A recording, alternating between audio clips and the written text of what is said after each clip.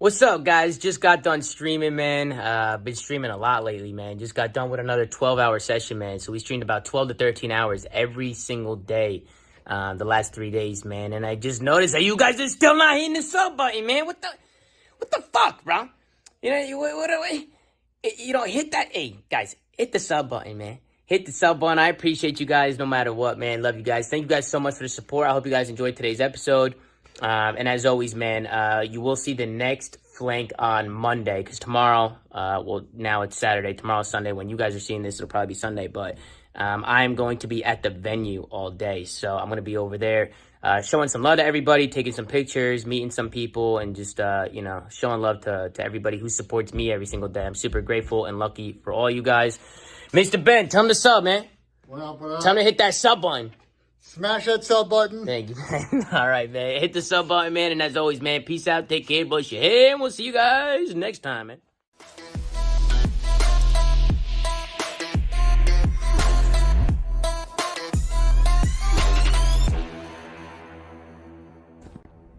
Ladies and gentlemen, welcome to another episode of The Flank. I'm joined by Patrick Price, a.k.a. Iggs, Chris Duarte, a.k.a. Parasite, and, of course, the one and only Mr. Ben J. Nassim. Gentlemen, how we doing today, man? How are we?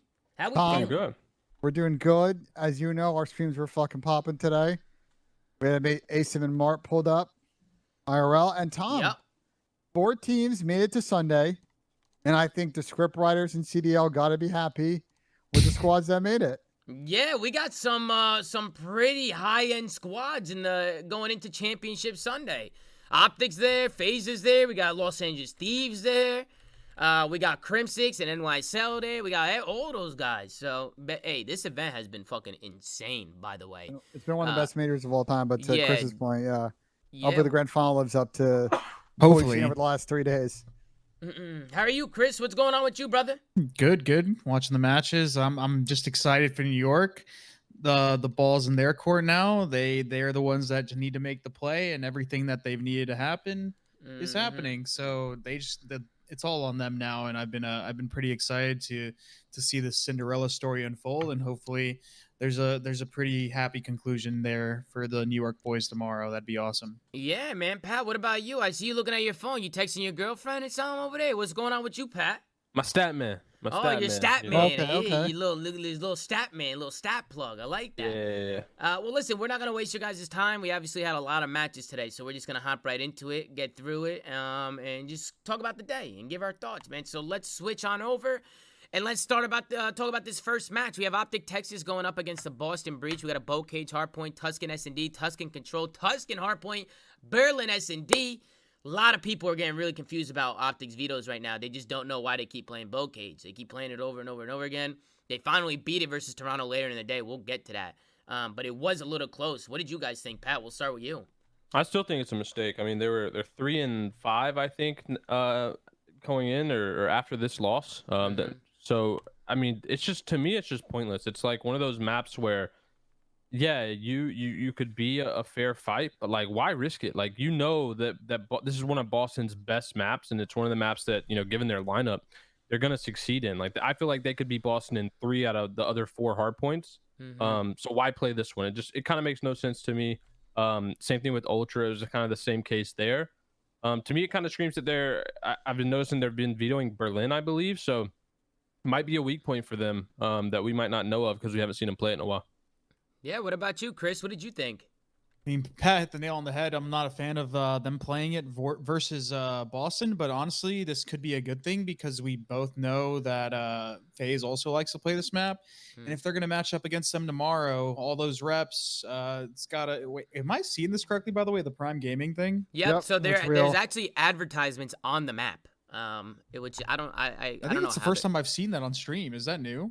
Today was the first time I've seen it, and I also think it's very interesting that Prime Gaming. Yeah, I think that's the sponsorship isn't surprising. It's who it is. It's who it is, right? Yeah, it's that's YouTube interesting. And Twitch, right? Isn't that weird? Isn't that weird? That is though? very like weird. You sign an exclusive league with YouTube. They don't let me watch party anything, and then they go on and get a Prime Gaming sponsor. That's Twitch. Yeah, You gotta that's think, Tom. so weird. You gotta think. Yeah, you gotta think. Well, next year, baby. maybe it's a little. But we're preview. back.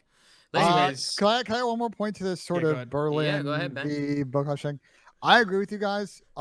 It's clear though. I think Optic definitely probably feels more comfortable on this map than they do on Berlin. But I agree with you guys. Like even when they were good at this map, like in Major 3, for example, or Major 2, like their wins were still a little gutsy.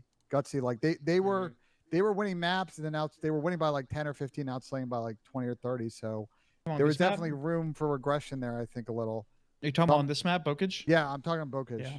I mean, I don't think there's any team that's like really dominant on their Bokage in terms of just winning by like a huge amount of points regardless. So, Well, but I do see what you say. I still don't agree with them playing it, but I do see that if they play a team like Faze tomorrow and even a team like New York, all the reps that they've got on them, granted it hasn't done them any favors in making series easier, could benefit them if they decide to square up with other teams on it. However, I think it could also be exploitable, like seeing Optic almost have like an auto veto in hardpoint, right?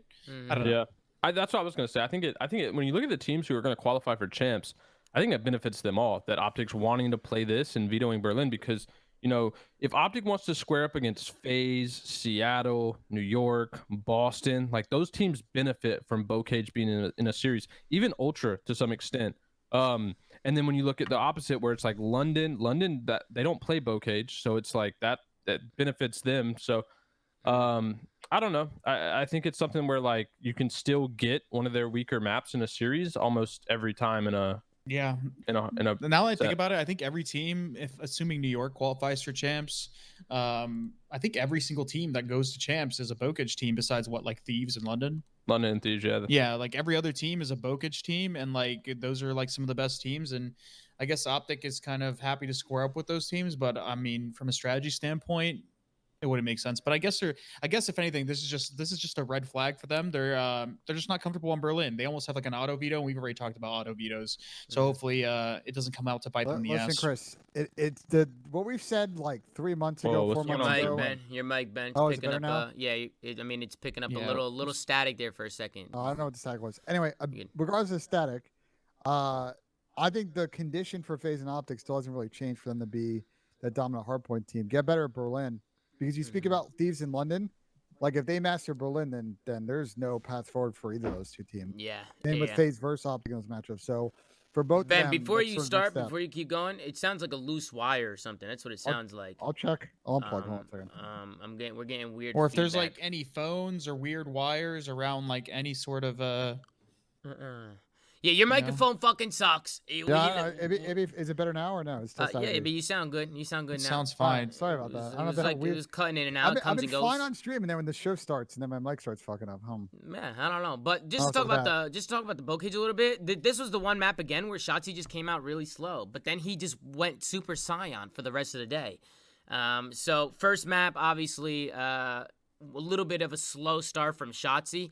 And again, I just feel like he has the same problem sometimes, especially first series of the day. I just feel like he tries to do too much. He's just all over the map, always trying to make a play, always trying to make a route, or take a route. And as the day went on, he just got better and better and better. He started to hit form the longer the day went on. So yeah, in my opinion, that was kind of like the one thing to take away from this map one is I feel like Shotzzy just had like a rough map.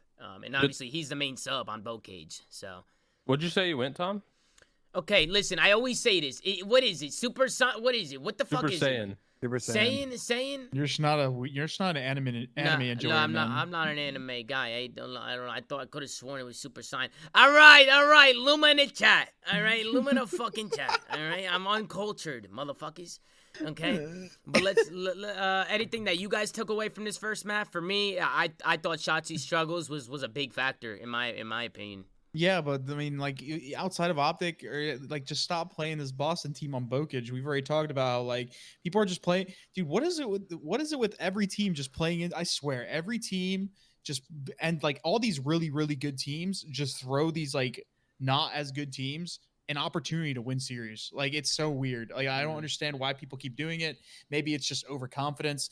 Confidence isn't a bad thing, but in a game like this, like stop giving giving teams that you clearly outclass from a map pool's perspective a chance in a series. You guys saying that, Chris? But like, let's not act like Boston isn't playing particularly good on Berlin Hardpoint right now. So that's what I'm saying. Like, y'all, the calculus is a little bit weird in this series. Yeah, I get it. Yeah, I think the Berlin Hardpoint they probably saw was probably Boston's strong map, and they tried to square up. And I also don't think Optic is a bad Bocage team. I just think recently they've been bad. I think they're just sloppy on it. They're sloppy. I mean, they started off the first half of the year, they were so good at it. And I doubt they just lost their touch, you know. In Bocage, they're just in a slump when it comes to that map. It's just things aren't clicking for them on that map. I think Optic thrives in teamwork environments, especially with Illy. I don't think they thrive on these like just random chaotic maps. Like I don't think they should be playing it as much as they are. Also with like Shotzzy, I don't think Shotzzy hasn't been like in form up until like the later like tail end of this tournament, like when he played the Ultra and like later in the day. But I don't know. I'm just it's worrying to me that they keep picking the map, and hopefully they can get better at it. But I'm not sold on them, you know, continuing down this veto trend, because I think them just auto vetoing Berlin, which what it seems like they're doing right now. Yeah, it could hurt them in the long run. And then on the Boston side, I just felt like overall all four of them just played good. They all brought something to the table. They were all slaying. They were all getting kills, and it was just the slaying from Boston that ultimately ended up making them win that Bocage. It came down to the wire. A little bit of a weird stat line. No, 187 to 173 time ran out. I just feel like the time was very low. So I feel like a lot of people on Bocage, they don't get in hills. And maybe sometimes that's a better play, right? Sometimes it's a better play to not get in hill and slay. But there's also times where I feel like teams just they don't get in time. They just leave it white. They're scared to die, which I think is a huge issue. You see somebody like Kismet who just like doesn't give a fuck and always jumps onto hills, and he's always getting those 10 seconds, those 5 seconds, those 7 seconds. It all adds up. You know, at the end of the game, all that scrap time, that little time you could get, that can add up to 60, 70 seconds, you know, and that could be game changer, especially in a close game like this. So, any final thoughts on the map as we go into the next one, which was a Tuscan S&D? Anybody, gentlemen? Nope. Sounds good. Let's hop into the Tuscan search, man. We get into a Tuscan S&D, and then this is where Optic started to take over. Shotzzy especially, I just felt like they every single round they just were getting map control. I think Boston was only able to win 2 rounds in this one. But how do you guys think Optic's S&D has been looking? Fantastic. Yeah, like, I think it looks good. Me too. Literally the only 2 teams, at least besides the qualifier, like at this major, the two best S&D teams have been fucking Thieves and Optic, and I'm surprised by the Thieves one, but their S&Ds have been really, really good. Like Faze technically has the best record, but well, yeah, total, right? At the with the qualifier, or are you talking about at the major? Well, just in both, like the qualifier and the major. I wasn't really counting the qualifier because there's just a lot of teams that have, like, you know, been good online at the qualifiers and not really being able to put it together. I'm not saying Faze is one of those teams, but in general, like Optic's S&D is damn near flawless. Like this whole tournament, it's actually kind of crazy. They're playing at a really, you know, good level. I disagree completely. I think they're very hit or miss in S&D. They either look really good, how they did in this game, and then we look at the Ultra game, they didn't look good at all. I thought it was like just a back and forth game of mistakes between them and Ultra. So I think they're hit or miss. I think they can be flawless, but I think there's also times when they're getting like 1v3 back-to-back rounds, and even who were they playing for elimination yesterday, where it's like if Scump didn't win that one clutch when they were down 2-0, like it would have been really scary for them. It was on Bocage.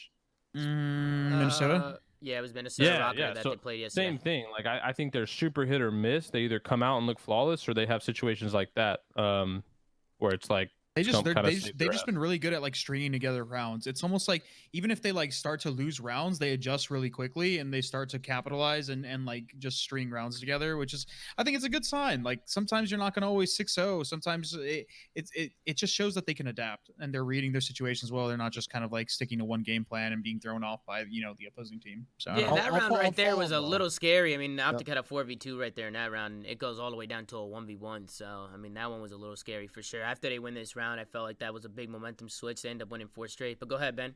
Yeah, but say like you're kind of both sort of right. Like Optic's map win record's actually pretty good in S&D as this major, but if we actually recall all of those maps, there are a lot of 6-4 round 11s in that set of maps. They and to be fair, rounds. They played teams like Toronto and Minnesota that are I would consider solid to top tier S&D teams, and they took those guys to the wire. So I think it's a good side for them going into Sunday, but I wouldn't say that they're playing, you know, perfect S&D.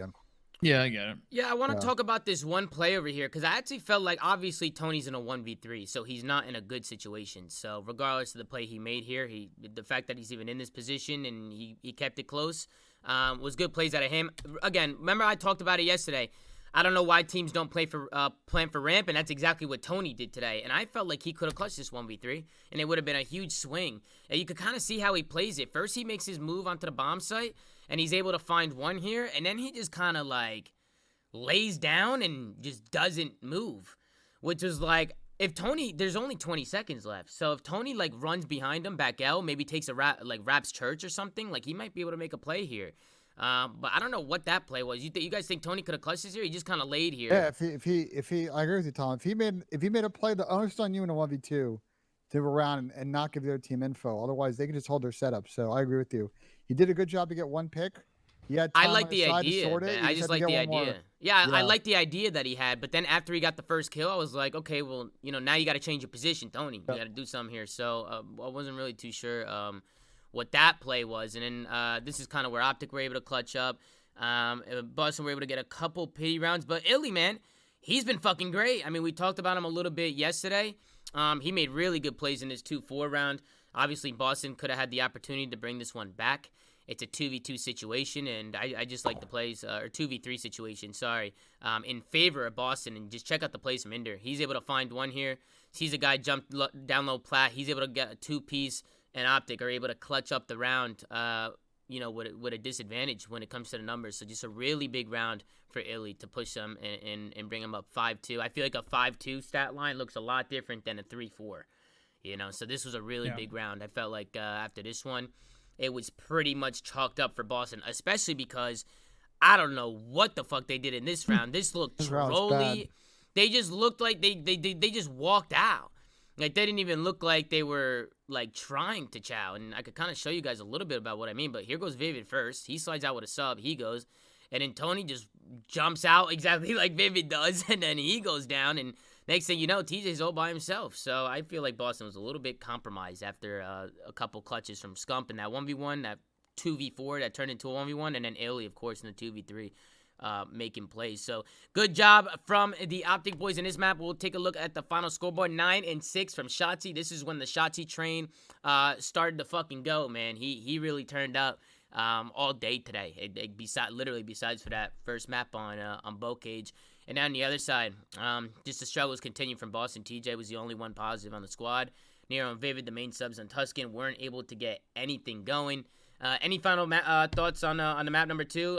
In particular, maybe Boston. Any thoughts on Boston and their S&D? I just think Boston gets out talented against these top teams. Like, outside of obviously that Bow Cage, and when they get like Chris said, like, they get a little bit of opportunity. I think they're just out skilled, and I think that's what always is going to hurt them when they play these top dogs. Yeah. I agree. As we hop into the Tuscan control, Optic again, they love just playing for B. They play for A early on, but then they end up just trying to stack B. I just want to see Optic, if they're going to play B and they don't have A yet, I always feel like it's good to have one guy, whoever's last in line or last off spawn, to just rotate back, take a route, and just go back to A. And just hop on it. Unless, of course, they get kills. But you could kind of see how the spawns come in roof and how Optic just decide to push through B here.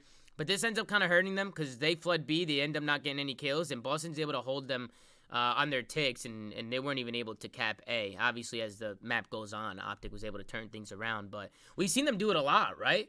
Where they over-focus B or off the rip, and then they don't get A. And I just don't want that to hurt them when they're playing a good team, because these ticks matter. Like, defense is a serious thing. Like, you want defense going into an overtime, and if you're not capping A and you're kind of leaving it till last second, it could bite you.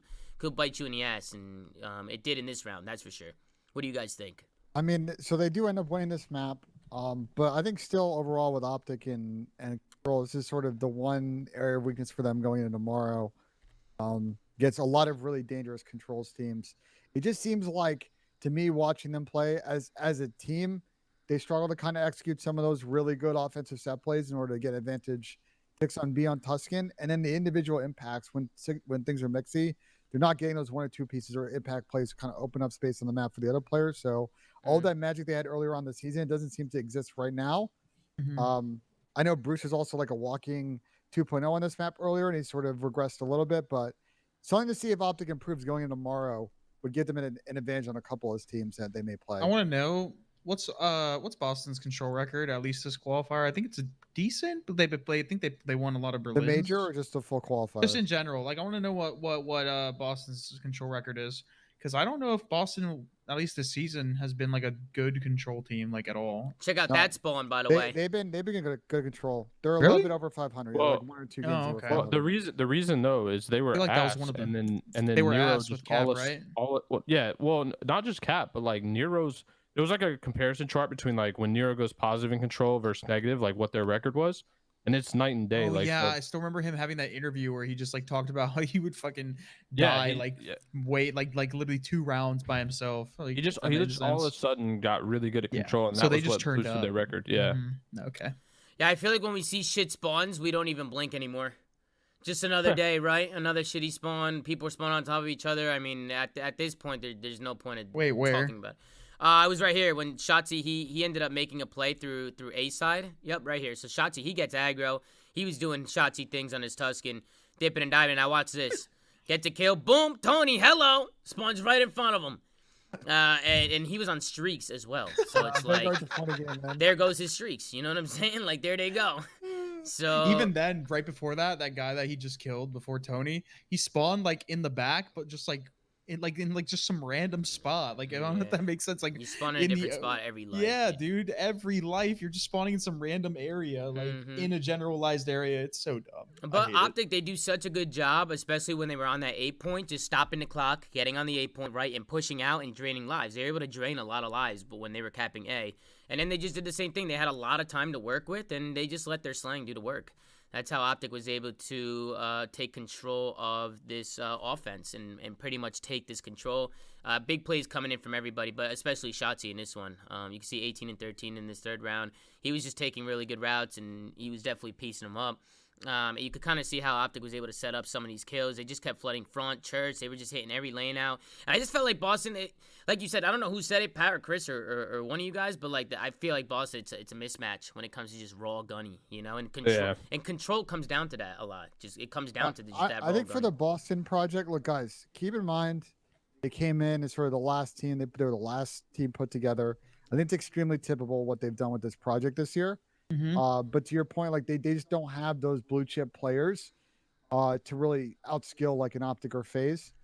So looking to see sort of in the offseason next season if they can take that next step up, because I really like the progress that they've made as a unit. Getting Reese was a huge pickup to me. Yeah, but that to me wasn't even like Boston doing good. That was literally Florida making a brain dead move. Like, I agree with that. Like that was a no-brainer for Boston. That was a gimme, dude. Pickup. Yeah, was definitely a gimme. That was a gimme. But to be fair, Ben, not everyone can have blue chip players. We already know this about our league, but a lot of the talent is on the top end. It's always up to like the middle of the pack teams to either scour people through challengers and literally trying to find the next Simp and Abizi or the Shotsies and Illies of the world. It's difficult, but I think credit to Boston. I mean, they're still in the season, right? They still got champs. What they've been able to do with the team, picking up Vivid, picking up that freebie essentially. Nero's turned into a lot more of a consistent player. I think he's a very, very, very talented player. Chris, is I think that, and once we get into the offseason, we can talk about it more. There are a bunch of teams, a bunch of players that are going to be free agents, big players that are free agents. And I think if you're one of those players and you look at the Boston project, I think the coaches have done a good job. I think the leadership from the veteran players has done a good job. It's an attractive place potentially if they're offering a salary you're looking for. Yeah, but you're right. How many of those top free agents are going to want to play with like Nero or depends on what the team comp is. I think people want to play with Reese. Nero's got some upside. He's just inconsistent, and Reese is very good. Wait, I'm sorry. I'm taking Nero and Reese right now over a lot of like the mid-tier teams.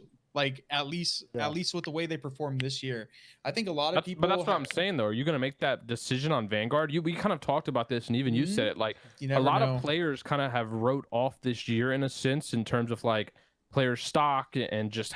We've seen how this game plays, so it's like I probably like if I was competing, would it sit there and say like I'm gonna put all my stock into somebody's Vanguard year? The only exception was Reese was good last year, and I played against Nero in Challengers. He was really good in Cold War as well on that LAG Academy team.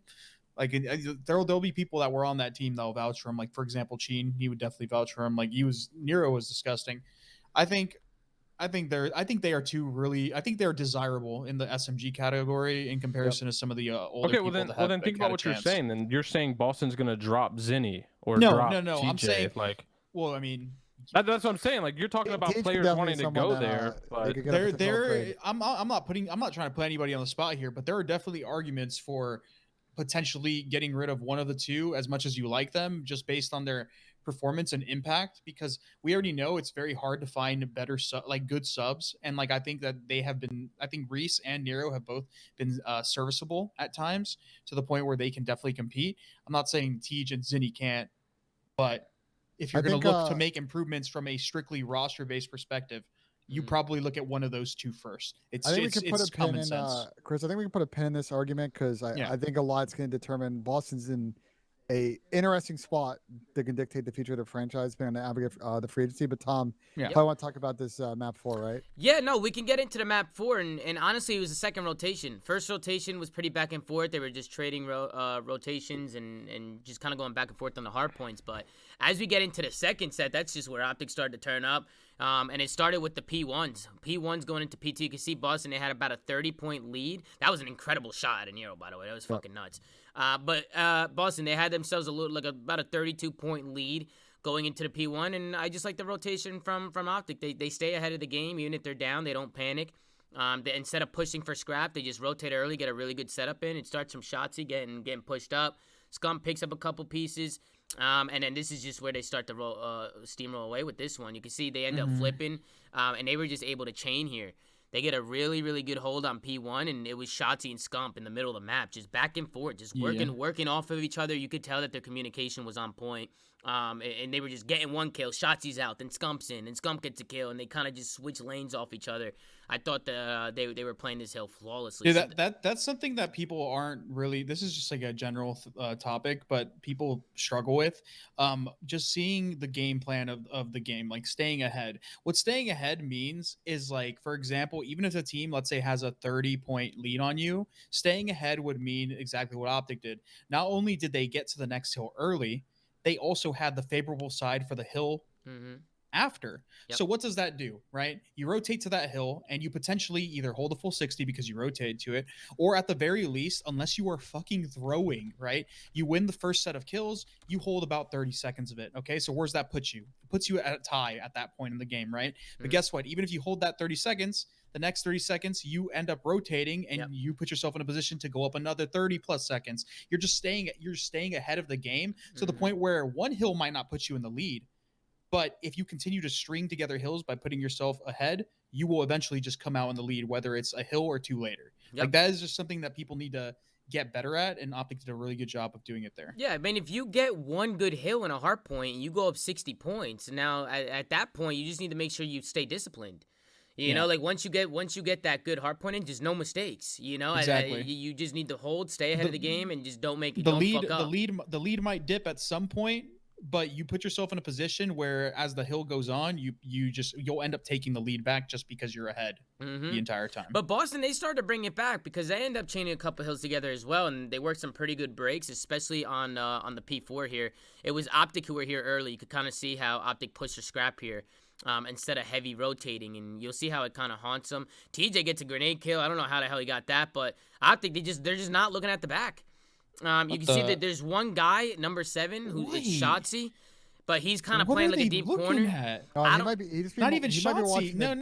Not even what number 7 is doing. Look at 6 and what is that, 8? Yeah, one of them, they need to communicate here because nobody has the left. Whenever you rotate from P3 to P4, you have to hold left. That's what people do. Sometimes you see people pushing out P2. Where did Bruce die from, Tom? Bruce is not old. Bruce is not old. TJ just worked a grenade. One of them's got to like play top church and sort of watch the slide in. There's what? They trolled. That was just a brain fart. Yeah. No brain fart, and this is what I'm talking about. And what happens, right? They make a mistake, and Boston end up bringing this shit back. They bring it back, and it was Scump who ends up making the fucking heads up play towards the end of this one. So from that break, Boston are able to tie it up. Now we go into a P5, which we all know is just a fucking mix fest, but I also thought that Boston, they did a pretty good job getting here early, working some kills, and pushing out these cuts. But as we get to the end of the game, this is where it gets really crazy. It's these rotational fights as well. You can already see Illy. He's there super early, picking up kills. So really big plays out of him. Optic was actually able to get here first, soak up some pretty good time. But it was Boston who ends up breaking into this one, and I don't even know how. I thought this one was all over, especially right here when Optic got a clean 3 dead. That's the 4th one right there. They got all of Boston spawning back fire, and I thought this one was chalked. But Boston somehow, some way, were able to get into this hard point at the last second, and it starts from these gunfights. You can see Illy, he gets 1. Gets 2 here, and then they end up getting naded. Some nades come in, a little bit of a team kill, and Boston somehow get into this hard point. But don't you worry about that, because look at that number 8 on your mini-map. It's King Scump. A sneaky little beaver say, you know what? They're not going to expect me. I'm going to sneak around, and he's going to pick up these last 3 seconds and make the heads-up play. So just really, really big plays coming out of Scump, because that could have been scary, man. That could have gone Boston's way going to that last P2. Bro, I'm so tired of Tussins coming down to those last P1s, like that 3rd rotation. Every map it ends the same way. Does it not? I think 5 of the last 7 have ended on it, and that's just yeah, it's so annoying, because that's where we see like all the trolls happen, like that one right there. Well, take a look at the scoreboard. TJ just again in the slaying department just wasn't able to get anything going. 18 and 29. Just a really rough map from him. Everybody negative except for Nero. And then on the other side, everybody's just positive, pulling their weight. Whole team is slaying. Everybody's doing what they got to do. So overall, very good series from Optic. Any final thoughts for the Boston guys? How do you think they're looking going into champs? Better than before. I don't know if they look like a contender, but they look like they can make some noise. They're probably an underdog team, in my opinion, going into it. I think Tej has just got to step up. I think Zinni's been serviceable. Reese and Nero both have had their moments, but Tej is probably the most inconsistent. He's probably the one person I'd point out that needs to really step up, at least in the stat category. We obviously don't know what his role is and how they're going through. I think they got 5th through 8th on lock. I think they're just like a lock for 5th through 8th placement. And kind of to Ben's point, I think honestly you take that as a win for this Boston franchise in this year. Yeah, they have a little dark horse potential, but it's like I can't see them beating any of the top teams unless one of them has just a really off day. Because they just get out talented. Like they don't have enough consistent performers to beat them in any way other than an upset. Yeah, I think that's why I said they're good. They're a dark horse team to me. Yeah, I mean, if you look at the 4 teams that made it to Sunday, I don't think I favor Boston over it. Yeah, I agree. I agree with you guys. And I would say middle Ultra of the pack. too. There's the middle of the pack team right now. London on a good day, like. But if you're Boston, Pat, all you got to do with champs is win 2 series in your top 3. That's fucking nuts. You're made to Sunday. So we can already Saturday because there's one on Sunday. But go ahead. We can already tell who they play round 1, right? Like because those seeds are pretty much already locked up. So they currently sit at 7, pretty much no matter what. I don't think New York can even pass them.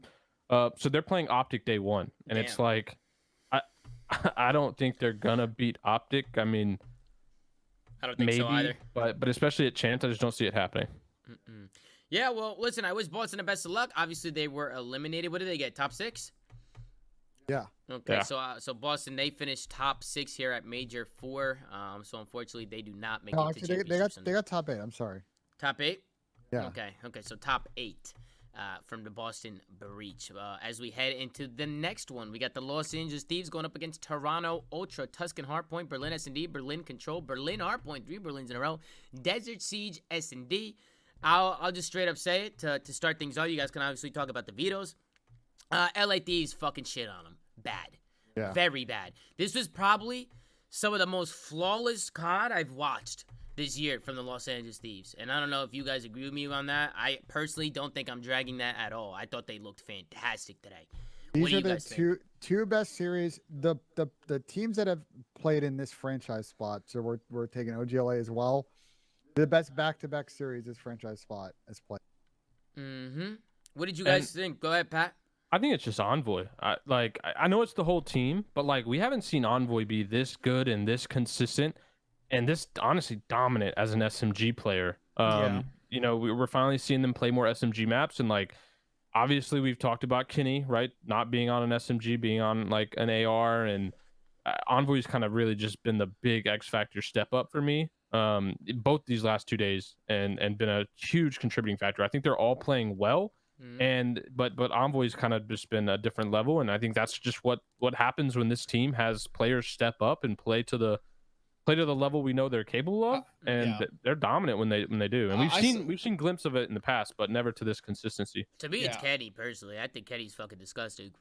Kenny's playing good too, but I think this team he's just in not general, getting shit on. This team, yeah, but I mean, he not regardless of him not getting shit on, he's literally shitting. Like he's actually fucking piecing people, and I'll show you how like these won this first map. And with this one, the whole entire map, there was no big lead. It was just back and forth the whole way through. Nobody can get good holds. It was very difficult for them, and then at the very end, Kenny won him the game. But go ahead, Chris. I know you were about to say something. No, you're good. I was just gonna say that I think Envoy is definitely the clear-cut person that stepped up the most, because I think this team was held back in their respawns and their inconsistencies by their SMG players, and it's not because they're bad players. It's just that they didn't have that slaying potential. They didn't have that pop-off sub machine gun. I think Envoy was like a ratty player. You take good routes and stuff like that, but was he dropping numbers? No. Kenny, definitely not. He was getting smoked at one point. These guys lived and died by having their SMG players perform, and now you're getting a person like Envoy performing to a level that we've always thought he could, but he just hasn't been able to show it, and that's just elevating everybody else, because they haven't had that aggressive like Slayer, like entry role player. You look at every team and you think like Nero, for example, you think of Shotzi, for example, right? You think of Abizi and stuff like that, right? They have not had that player this entire year playing at that level at all. And so like I think that is literally what's propelling them. And on top of that, their search and destroy, bro, looks so much better. It will get I literally there. called it yesterday. I'm not trying to jinx them, but I'm like, I think this is Thieves' time to make a run. They're playing to a level that we have not seen this entire year at all. Yep, and Ben, I want to get to your thoughts as well, but just want to highlight this play from Jaza and Kenny. I like the rotations here. Instead of pushing scrap with 15 seconds left, they trust their teammates to say, you know what, you guys fight for that, do what you got to do. We're going to rotate and pay attention to that number 3. It's Kenny. He's going to find one big one-on-one versus Bans, picks up a really, really big 2-piece in the middle of the map to secure that rotation for the LA Thieves, and then just look at what he continues to do. He pushes up, grabs another one, and once he pushes out that cut and gets a kill, he relays the information to his team, so they only need to focus on 2 things, which is middle and their backs, and he continues to get kills here. And Beam, obviously, Ultra, they're able to get in here last second, but again, it was Envoy, it was Octane. Octane's another one that we haven't mentioned his name, who's been fucking popping off. But right here, boom, the turn on from Kenny. He gets one U, slides you, and boom, Kenny absolutely turns on Benjamin Bance. Sometimes it happens. And he just goes massive. He got hyped too. Then he ends up, look at this. Then he gets another one, jumps a corner, pops another 2 kills. I mean, this guy's doing it all right now. It's literally the fucking Kenny show. I was going crazy when he was doing this shit because it just looked like prime Kenny, and I like him with a sub in his hands. So we're gassing Thieves, but I want to kind of talk about every game that Ultra lost today in Hardpoint was literally like 10 points. Like it felt like it was a 10-point game. That's been their MO all season. Right, literally. They are not winning those clutch situations in Hardpoint at the end of the game. Right, yeah, but they're keeping it so close. That's like, it's still to me a good sign for Ultra as a team. The fact that, we're talking about how well the Thieves are playing, but like, the Ultra and even versus Optic, they're keeping these games insanely close. I mean, Ultra is a good team. Like they've been good this entire year. They stepped up in their hard point at one of their points in the season right when it was about to hit their major. But ever since then, it's been the same story. They just can't close. Every other game mode for them has been very, very good, serviceable. It keeps them in series. It's both a good and a bad side, man. It's a good sign that they're not falling off, right? The top 4-ish, top like 5 through 6 area. But to me, it's still worrisome, like especially for you, because you want them to win. And like I definitely think they have the potential to, but they have not showed any signs of dominance in comparison to all the teams that we have been seeing. Like, well, to be fair, no team showed dominance at all. Well, I'm saying at a game mode. I don't think Ultra has shown that they can be dominant at a game mode. They've been good at every game mode, but I don't think they've had like that dominant factor in any one mode. And Hardpoint has been consistently buying in the ass all season. So I don't know. Yeah, then we get into the Berlin search and destroy. In the first couple rounds, it's all Octane. He clutches up 2 rounds, so you can see it's a 2v2 situation. Ultra are able to get the bomb down at A. And check out Octane. He's going to take a long route here. He's able to find inside top third. So good plays out of him. Now it's a 1v1 situation. And with not a lot of time left on the clock, check out the play from Bance. I'm thinking Bance, I feel like he trolled here. Maybe he thought the bomb was being stretched. And he got a little nervous. So he just kind of wide swung it. And Octane picks him up. So just a really big clutch. How many times I gotta tell this? I say this, Tom. Yesterday I was like, "Yo, motherfuckers need to practice their planning." They do. People are planning it and just trying to get the bomb down. But like, there's a difference between planning it and just trying to get the bomb down and servicing your team in one way, rather than planning it in a better spot and basically setting up your teammates to clutch it no matter what, even if you die. Like, it's happened so much, especially on this map. I think it happens a lot. People are planning it in the worst spot just to try to get the bomb down rather than setting their teammates up to clutch the round. And I don't know. It's just a bad play, and it literally bites people in the ass all the time at 1v1s. Yeah, Octane clutches in. Then we get into the next round. Look, 1v1 from Octane once again. He jumps out this window and just beams inside. I thought inside was going to be preem in that because the bomb just went down, but he gets kind of caught there. And Octane, the smiles are in from him as he continues to clutch up for the squad. And that was pretty much the momentum for them. I feel like Toronto, after those first couple rounds, the clutch from Octane, I feel like they lost a little bit of composure. Go ahead, Ben. You going to say something? I was going to say, this team is dangerous when Sam kind of is playing sort of free Call of Duty. I mean, we haven't seen him with that much confidence in a minute to challenge something like that. It's not an easy gunfight. So for Thieves, man, the improvements that they have made since, I don't know if you guys remember their search and destroy at the beginning of the season. Yeah, they couldn't clutch up with numbers to save for their lives, bro. Every time they had numbers, they would just choke every single time. We used to talk about how they wouldn't do anything. Like, they were just a bunch of spawn campers. Yeah. Like, they just wouldn't make any plays at all. No, they're getting all. comfortable. They're getting more comfortable. That's what happens when you practice and you put a lot of time into your play. And you can see LA Thieves go up 2-0. They hold on defense, go up 3-0, and they just start to roll right through them. I mean, this was clinical from the LA Thieves. They even had a good retake on the 4-0 round. Matter of fact, let's hop over to that because this was another round where LA Thieves just rush A and work trades and kind of fucking shit on them. But let's check out the retake from the LA Thieves. This is where the 3v4 comes in. It was Ultra that were able to find one. Bance finds one onto Kenny. What do you guys think about the setup here? Ben, I know you hate this setup because you were bitching about it during the watch party. You don't like the fact that Insight's so far from the play. My concern with it is if he doesn't, first off, like if someone sinks by P5, I think you can see it. Watching the pinch, can you see and it? they get the kill. You can probably see the cross. He sees the whole cross. He's just so far out of the play. If his teammates go down. Yeah, I mean, I think he's playing for like a clutch spot. Even the way it's planted again, I'm pretty sure LA Thieves can stretch that if they wanted to, with the way that bomb is planted. And I think people are planting safe instead of just planting directly behind the bomb. Because maybe they just don't want to be seen. A lot of people like to sit back spawn and kind of hold the cross to the bomb site to kind of see him. So once they see them cross, they start throwing nades and shit at them. So some people like to plant safe, but it can end up fucking you, right? Because if you're playing for a post plant spot on those back stairs and the bomb gets stretched, we saw Celium do it a few days ago.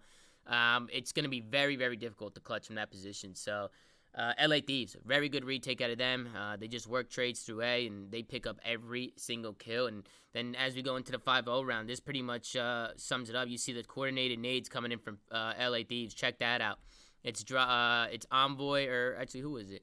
Who coordinates it? It's Envoy, and then he's got a teammate right behind him, Kenny, who coordinates some nades, and they're able to find Cammy top fire. So really, really good plays out of them. And then you can see it's a 2v1 situation instantly. Octane, he's going to be chilling here, playing on an island. He's going to spot Benjamin Bance and LA Thieves. They're just going to go to B, plant the bomb, and that's going to be a wrap. I feel like the Thieves have been the best at those like coordinated nades picks this whole year. Like, I think Tuscan is when it really comes to mind when they were like really, really good at it. Even though they were ass at Tuscan at winning the map, they were good at getting those double nade first bloods. Always. I think it's good that they're just working together and they're playing for info. They're trying to see where people are, and they're not just throwing tags aimlessly. You know, like they're actually coordinating shit and making use of it. So really, really good plays. As LA Thieves, they shut out Toronto Ultra, and you know, they didn't even get a round on the board. So good plays from the LA Thieves. Defense is looking a lot better. Ben, you got any final thoughts on the map as we head into the next one? No, I'll just smoke show, Tom.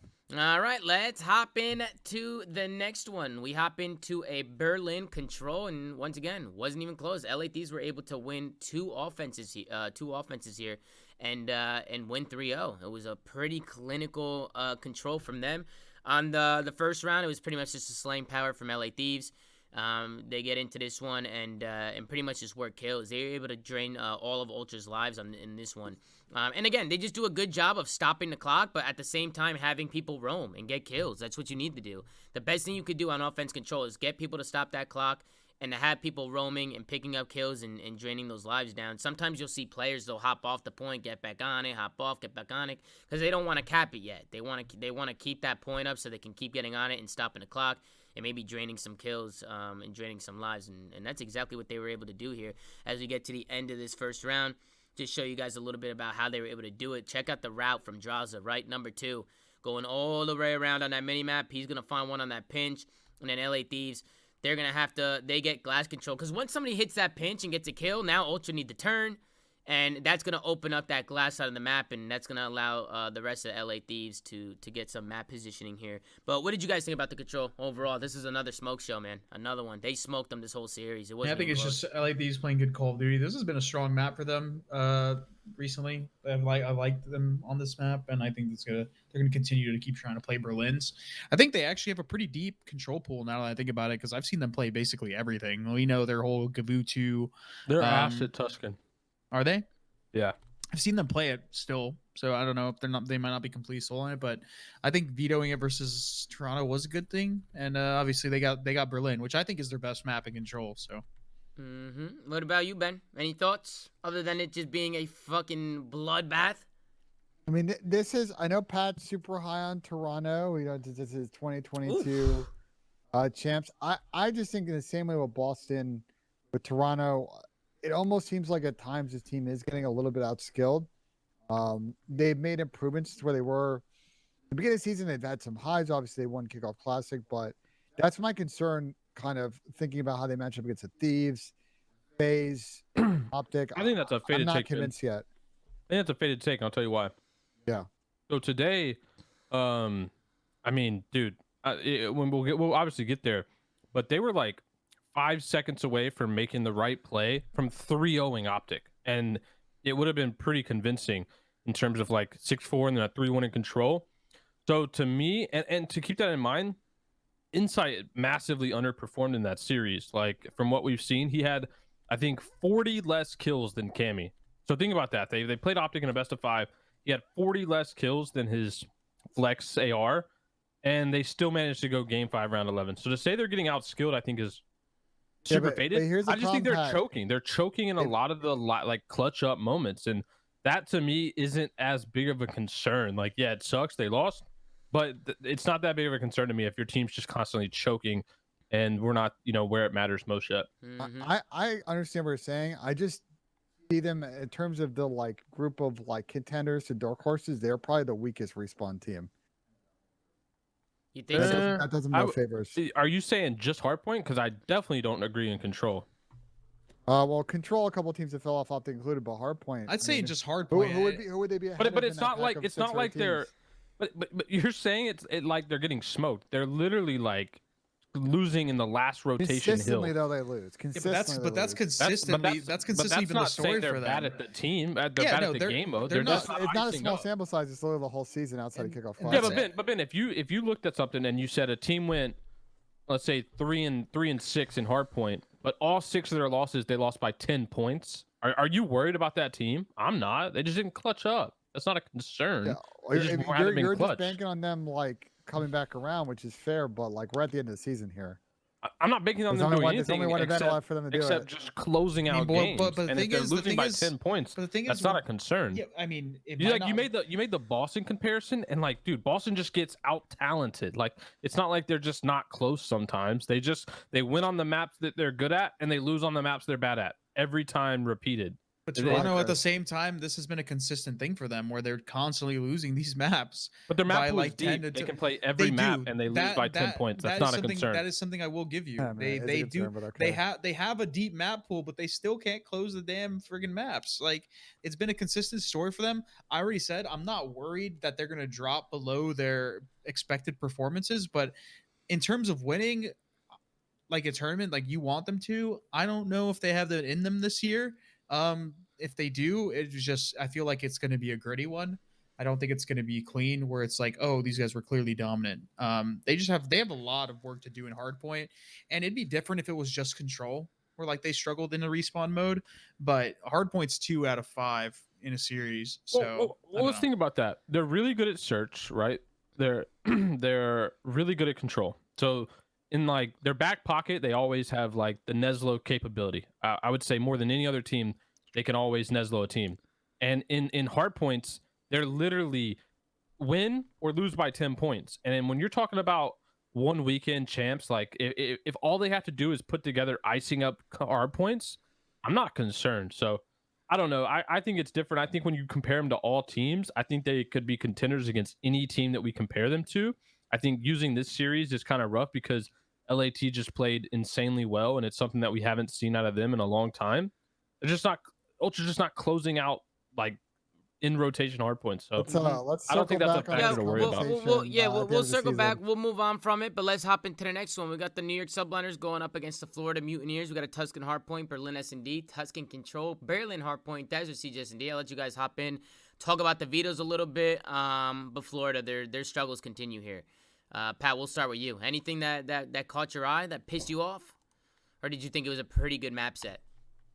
I mean, I just think it was a great map set for New York. Yeah, I agree. But at the same time, I don't know what Florida really could have done. Yep. Honestly, like I mean, we've talked about it. I just think this Florida team sucks. Like it kind of is unfortunate, my bad, Florida. Fuck.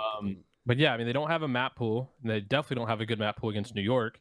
And so this matchup, especially, just I mean, they're screwed in. Not to mention they got a guy playing with a pillow on his lap, which would never be a good thing for confidence for me personally. Damn. But you're not a fan of the pillow killer? You're not a fan of the pillow killer, bro? No. Can I make a comparison? Yeah, actually, Ben, we'll get your thoughts as soon as this listening is over. All right, let's hop into the New York Subliners listening. I thought this listening was hilarious. Paco was getting hyped, so let's tune in, and then when we get back, we'll go right on board with Benji and Yassine.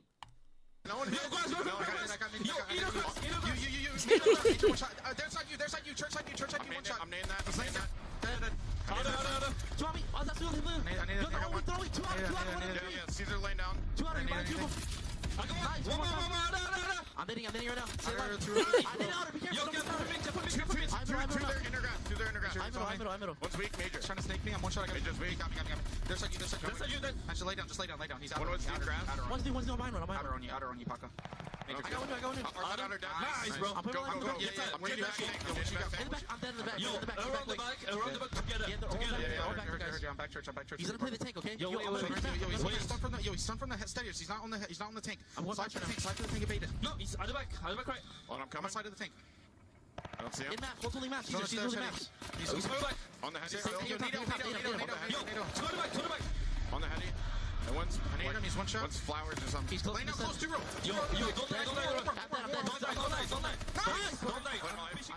And that's gonna do it for the listening with the New York Subliners. Oh, Paco is fucking bro. He's directing traffic. He's directing traffic, man. He's small talking. Together. He's small talking here, man. Love to see that from Paco. But Ben, go ahead. I didn't mean to cut you off before. So two things. One, on the New York side, they've set up the scenario that they've been waiting for weeks. They've taken care of everything they do on their side. Not everything's aligned on the other side to make this easy, but they win a series tomorrow. They're in for champs. On the Florida side, I've been like wondering all season, like what's a good comparison for Florida? That might make sense. And put the two real stuff aside for a second. They basically have turned into like the E6 teams of old, you know? Yeah. They're like a consistent top 8, top 6 team.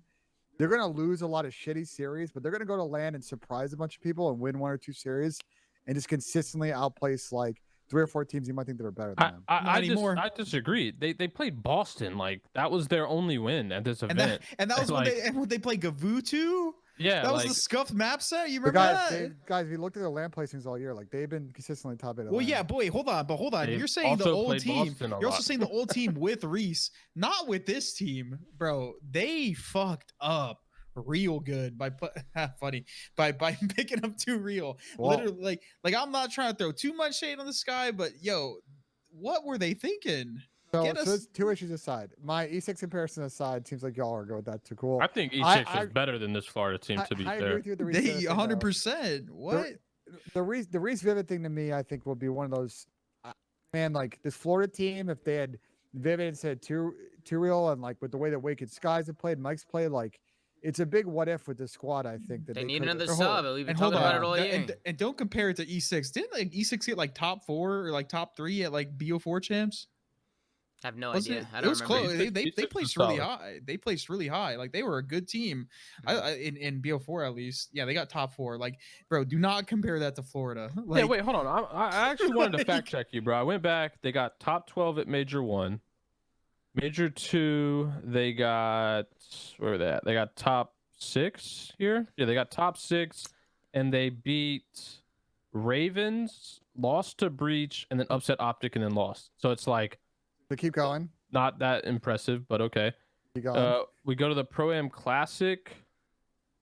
They insta lost in the bracket to Ultra right away. So I don't know what that would have got them.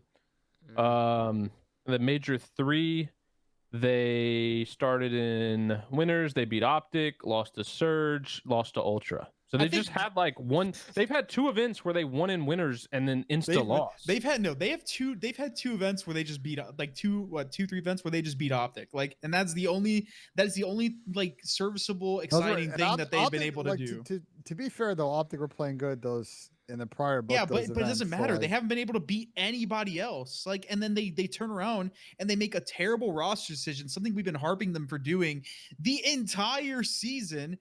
Like, and granted, I know Turo wasn't their first option. We're disrespecting Boston, by the way. Like, this all online or offline thing, we can have that conversation. But like, I don't know. Y'all are just kind of like pushing Boston. them I like think to we're the side. disrespecting placement. I think they're an 8th team. I think that's a fair placement in terms of like. Well, listen, skill guys. level. Let's forget about Boston. Let's hop into this map a little bit because I feel we've been going in circles about this Boston team a little bit. Obviously, they got eliminated. We gave our thoughts about Boston. I just want to talk about this map a little bit because I feel like Florida, they just had a hard time holding on to hills. It was the second P3 that New York was able to break right here. And then also the second P4. So that's 2 hills in a row that Florida was able to get to first and set up clean. Not sure where Mike was going there. He ends up getting off the heady. Crimsix is able to find 2. And that's going to lead to the break for the New York subliners here on the second P3. And then as we get into the P4, you can kind of see it's that number 1, right, who takes that early route. He ends up backing up with 20 seconds left. It's Paul X. He's going to get there early. He's going to get all the way to the back, play a little credit spot. He ends up dying here. But it's just Florida. If you're not gonna have this P3 hill, you're gonna have to try and get this P4 and try and rotate here a little bit earlier. But I think New York did a really good job holding from the front and kind of chaining these hills together. So I felt like this is kind of where on this Tuscan, this is kind of where New York was able to kind of take this one away. Florida kind of netted Tom win this major is almost like the Florida team from Modern Warfare. If you look at their stats in terms of hold and break percentage, they were. Not as high as the Modern Warfare team. They were sitting at 7th, 8th, but their break percentage sitting at 11th. Somehow only Optic has a worse break percentage, which is interesting. But yeah, again, with no Reese Vivid, they're highly reliant, I think, on a lot of these more AR-based players to really hold hills, and they really struggle breaking hills when they're not. I mean, shocker. I mean, anybody could tell you, looking at the roster on paper, that they're going to have a hard time breaking hills. I mean, they have 3 ARs. They don't natural play styles. They don't have the talent right now to compensate for. They don't have the talent or the aggression to compensate for their like mistakes. Like, this is a team that isn't going to play super methodical, perfect Call of Duty, and they don't have the bailouts for them. They're like, to me, like it seems like in the current Boston form, they are a worst. Like Boston, like they're like it's almost like they're the old Boston where they're just like, with Cap, no offense, it's just like Vivid is just a big step up where they're just missing a sub player. They're playing without a sub player. Bro, I just thought about something. If you play with a pillow, wouldn't that benefit you as like a main AR, not an aggressive entry sub?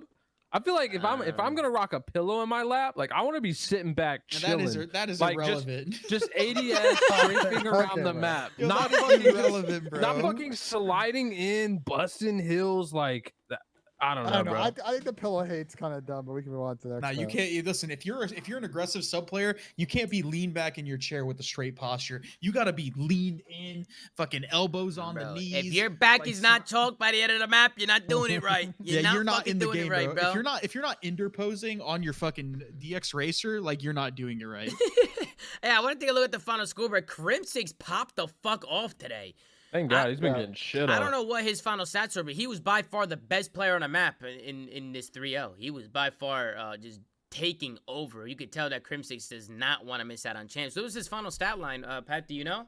As we hop into the map number 2, let everybody know. He went plus 19, 1.32, 78 kills, 59 deaths, most damage in the lobby, even beat Big Wake. And I That's think crazy. And he's 50 years old. I think this is one of his best series in this game, and it's a good series to have because honestly, I mean, and we looked at yesterday where he played pretty bad. He hasn't had like that many dominant series on this new roster. He's kind of just been there, been like a, you know, like pretty consistent, like 1.0, 0.95 player.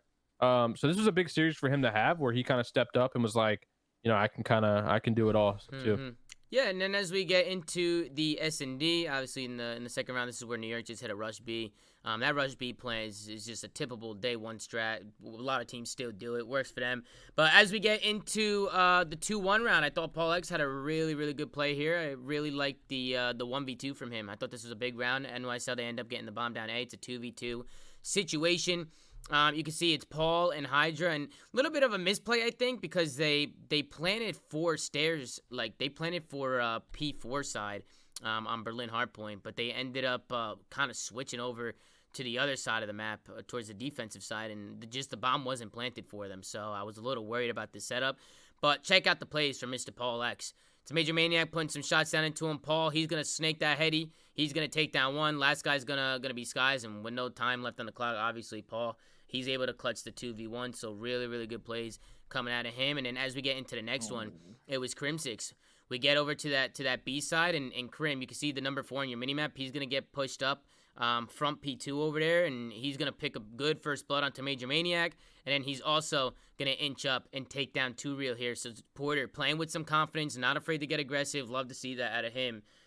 Big plays from Porter. In that last play, why did they even throw a nade? Paul literally locked in a spot where he couldn't move. And he ended up throwing a nade and dying. Like if I were him, I would have just told him, "Yo, hop the bomb. I got this guy one shot. Like I got this kill." Like he just threw a nade for no reason and ended up costing him. Definitely some miscomm, I think, from the Florida boys. I think their communication was a little bit off right there. But as we get into the 3-2 round, this was a very interesting 1v1. Paco, he slides on out. Team kills Paul X by accident. They switch scenes, and I'm losing fucking composure here on the production side because I really want to see this 1v1. And then we obviously get into the 1v1, and Porter, he just somehow makes this read onto Major Maniac. He just ends up sniffing him out. And then this just got really weird. This was just this little window gunfight. Really weird 1v1. Porter's running in circles. Mike is trying to stay alive, and Porter ends up pre-firing the window and clutching the 1v1. The burgers, dude. What was that movement? That engagement? I don't know, but Porter's just clutching up. He's fucking doing good things. And then obviously New York, they go up 4-2 from that 1v1 win. This is kind of where Florida start to bring it back. Florida's able to bring this back and tie it up at 4. Starts at Mike. He's playing a little creddy spot as they rush B. People need to start checking that corner because a lot of people are playing it. And it was Caesar Skies, man. Look at the 3-piece out of him. This is just a little highlight from him. This is what he's capable of doing. Really good shots coming out of Skies to pick up the 3-piece and to secure the round for Florida. Florida end up holding on to their defense to tie things up at 4. And New York, they're able to retake this A site. So let's take a look and see how they were able to do it. Personally, if this bomb is going down, obviously Skies, he kind of dies before the bomb goes down. I was going to say maybe try and stay alive, but I mean, he did die before the bomb went down. So maybe a little bit of a troll. And then you can see how New York were kind of able to retake this. They send one guy on an island, hits it through mid. Yeah, and then the 2 Real play, I don't know why he stayed on the bomb. After he gets the bomb down, he just sits there. I mean, he didn't slide out. He didn't slide out to the red room to his right or just slide out glass behind him. Like, I mean, I would personally just get the fuck out of there. But the pillow gotta be hella comfy. What the? But 2 Real, he ends up getting taken down, and then we go into the last round, and you can see 2 Real. He's going to try and make a play outer glass here, and Paco winning the big one-on-one versus him. That's going to open up that A site as they kill 2, and they're just going to get this bomb down and secure the round. Yeah, that was a really big one-on-one from Paco. I've seen, Paco wins those where people get first shot on him, he just melts people. I don't understand how he does it. It's got to be the pink sleeves. He hits like a backstep jump or some shit and just fucking melts it's you. It's the pink sleeves, dude. Yeah, dude. We'll take a look at the final scoreboard. 11-6 from Porter. Not only did he smoke them on the first map, he smoked them on the second map as well. The rest of his team, besides for Paul, negative. On the other side, everybody pretty much getting pooped on except for Major Maniac. Actually, Skies was doing his thing as well. Skies 8-7, Major Maniac 10-6. But just wasn't enough at the end of the day, any final thoughts on the S&D? They're getting smoked. They Yeah, can't get us to the smoke. next map, Tom. Get us to the next series, bro. Yeah, then we get to the control and Also- go ahead, Also, I Pat. wanted to say one thing about Surge. So New York is typically dead last in first blood percentage at 37% on Berlin. And today they were 6 for 10, but also just in general, I think they've gotten a lot better at getting bloods. And I'm wondering if that's been a priority for them in terms of just their team and improvement, because they were pretty lackluster at that, and I think that's what really hurt them in S&D. Yep, and then we head into the control, which was an all defensive sided map. 5 defenses in a row. We saw that happen yesterday. We saw Your it happen favorite type again of today. control, Tom. Yeah, I just don't like controls like this. And Somebody and, help Awakening, and, Jesus. and then son. that's what I was gonna say. And then on the Florida Damn. side, I just feel like Big Wake needed help. Man. Jesus, son. This guy has almost 40 kills. The rest of his team is negative. They just broke the 20 mark. Man, this is what I was saying. Like when they got rid of Vivid, yeah, whatever, they had their issues with them. Get another sub player. They got fucking Major Maniac and 2 Real, and Wait. help Wake. This Give is him a sub Wake's, player. this is Wake's tweet, bro. You think I want to run a sub? Bro, I still will forever to this day ask, what the hell does that even mean? I'm still bro? confused by that tweet. Are you being Yeah, held at sorry. gunpoint? Yeah, literally to run SMG? I don't bro. get that. I don't get that at all. Yeah. I still don't understand that tweet from him, because if Who you was don't pulling the if puppeteers, man? you don't want to run a sub, then why Yeah. don't you guys pick up a sub Yeah. Lord. and let Wake? You can literally do whatever you And want on that. Skies can run an AR. Skies you can run a an main. AR. Yeah, right. Wake can do whatever the fuck he wants to do, whether it's a sub or AR. He can switch depending on the hills. The Florida And puppeteers. then you have 2 subs, but New York, Don't you make a can lot of sense, Tom. it doesn't make any sense at all to me, bro, and I still don't understand it. Sure, you might be able to win series here or there, but if you're going to want to win events, I feel like against the top teams, you need to have a good team composition, and I feel like that's where Florida, obviously, I still think we've I still been think talking he's about serviceable though as a sub. He might not be the best sub, but he does have those maps, and he has that takeover potential at least in the selling category. regardless. Yeah, he's just really good. It's just I think them not getting ASIM, which is what they wanted. I'm not saying that ASIM's the greatest player alive, but ASIM definitely is better than 2 Real. And I that mean, could've- that it could've wouldn't have helped them. mattered. I love ASIM, but it wouldn't have fucking mattered if ASIM went to this team. Yeah, Asa would have been in the same boat. That might have been one of the Maybe, yeah. maybe that was one of the main reasons why ASIM didn't want to go to the team. You know, think about it. I mean, if you're ASIM and you look at the roster on paper, and They you don't tell ha- you they're picking up another Hey, AR. hey, you don't have another sub, and I mean, ASIM knew that Major Maniac was on a team already when they offered him a spot. Yeah. So ASIM's probably sitting there like, what the fuck? Maybe Okay, that's why Vivid wanted to bounce. He was Mhm. told they were picking up Major Maniac. Was like, I gotta go. I just personally think it was a good play from ASIM. His stock would have just plummeted if he just went into a game with no sub next to him, and he's just gonna have to do fucking everything, and he's gonna get shit on, and everybody's gonna be like, oh my god, ASIM sucks, and he's not gonna get picked up. So I think it was a really good play from ASIM to not only accept that problem- offer. I agree with you, but I think honestly he was just stuck between either outcome was shitty pretty options, shit. Yeah. basically.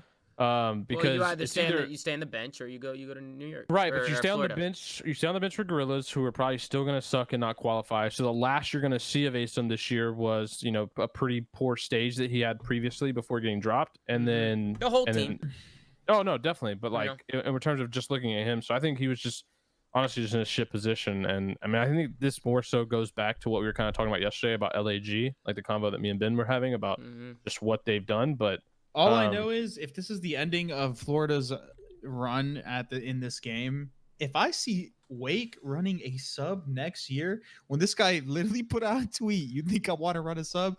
I don't know. I'm gonna have to start asking questions. I think Like, this is the question more for than I Ben. already am. Ben, do we This know is if gonna end up- Skies and Wake are on 1+1 still, or are they free agents?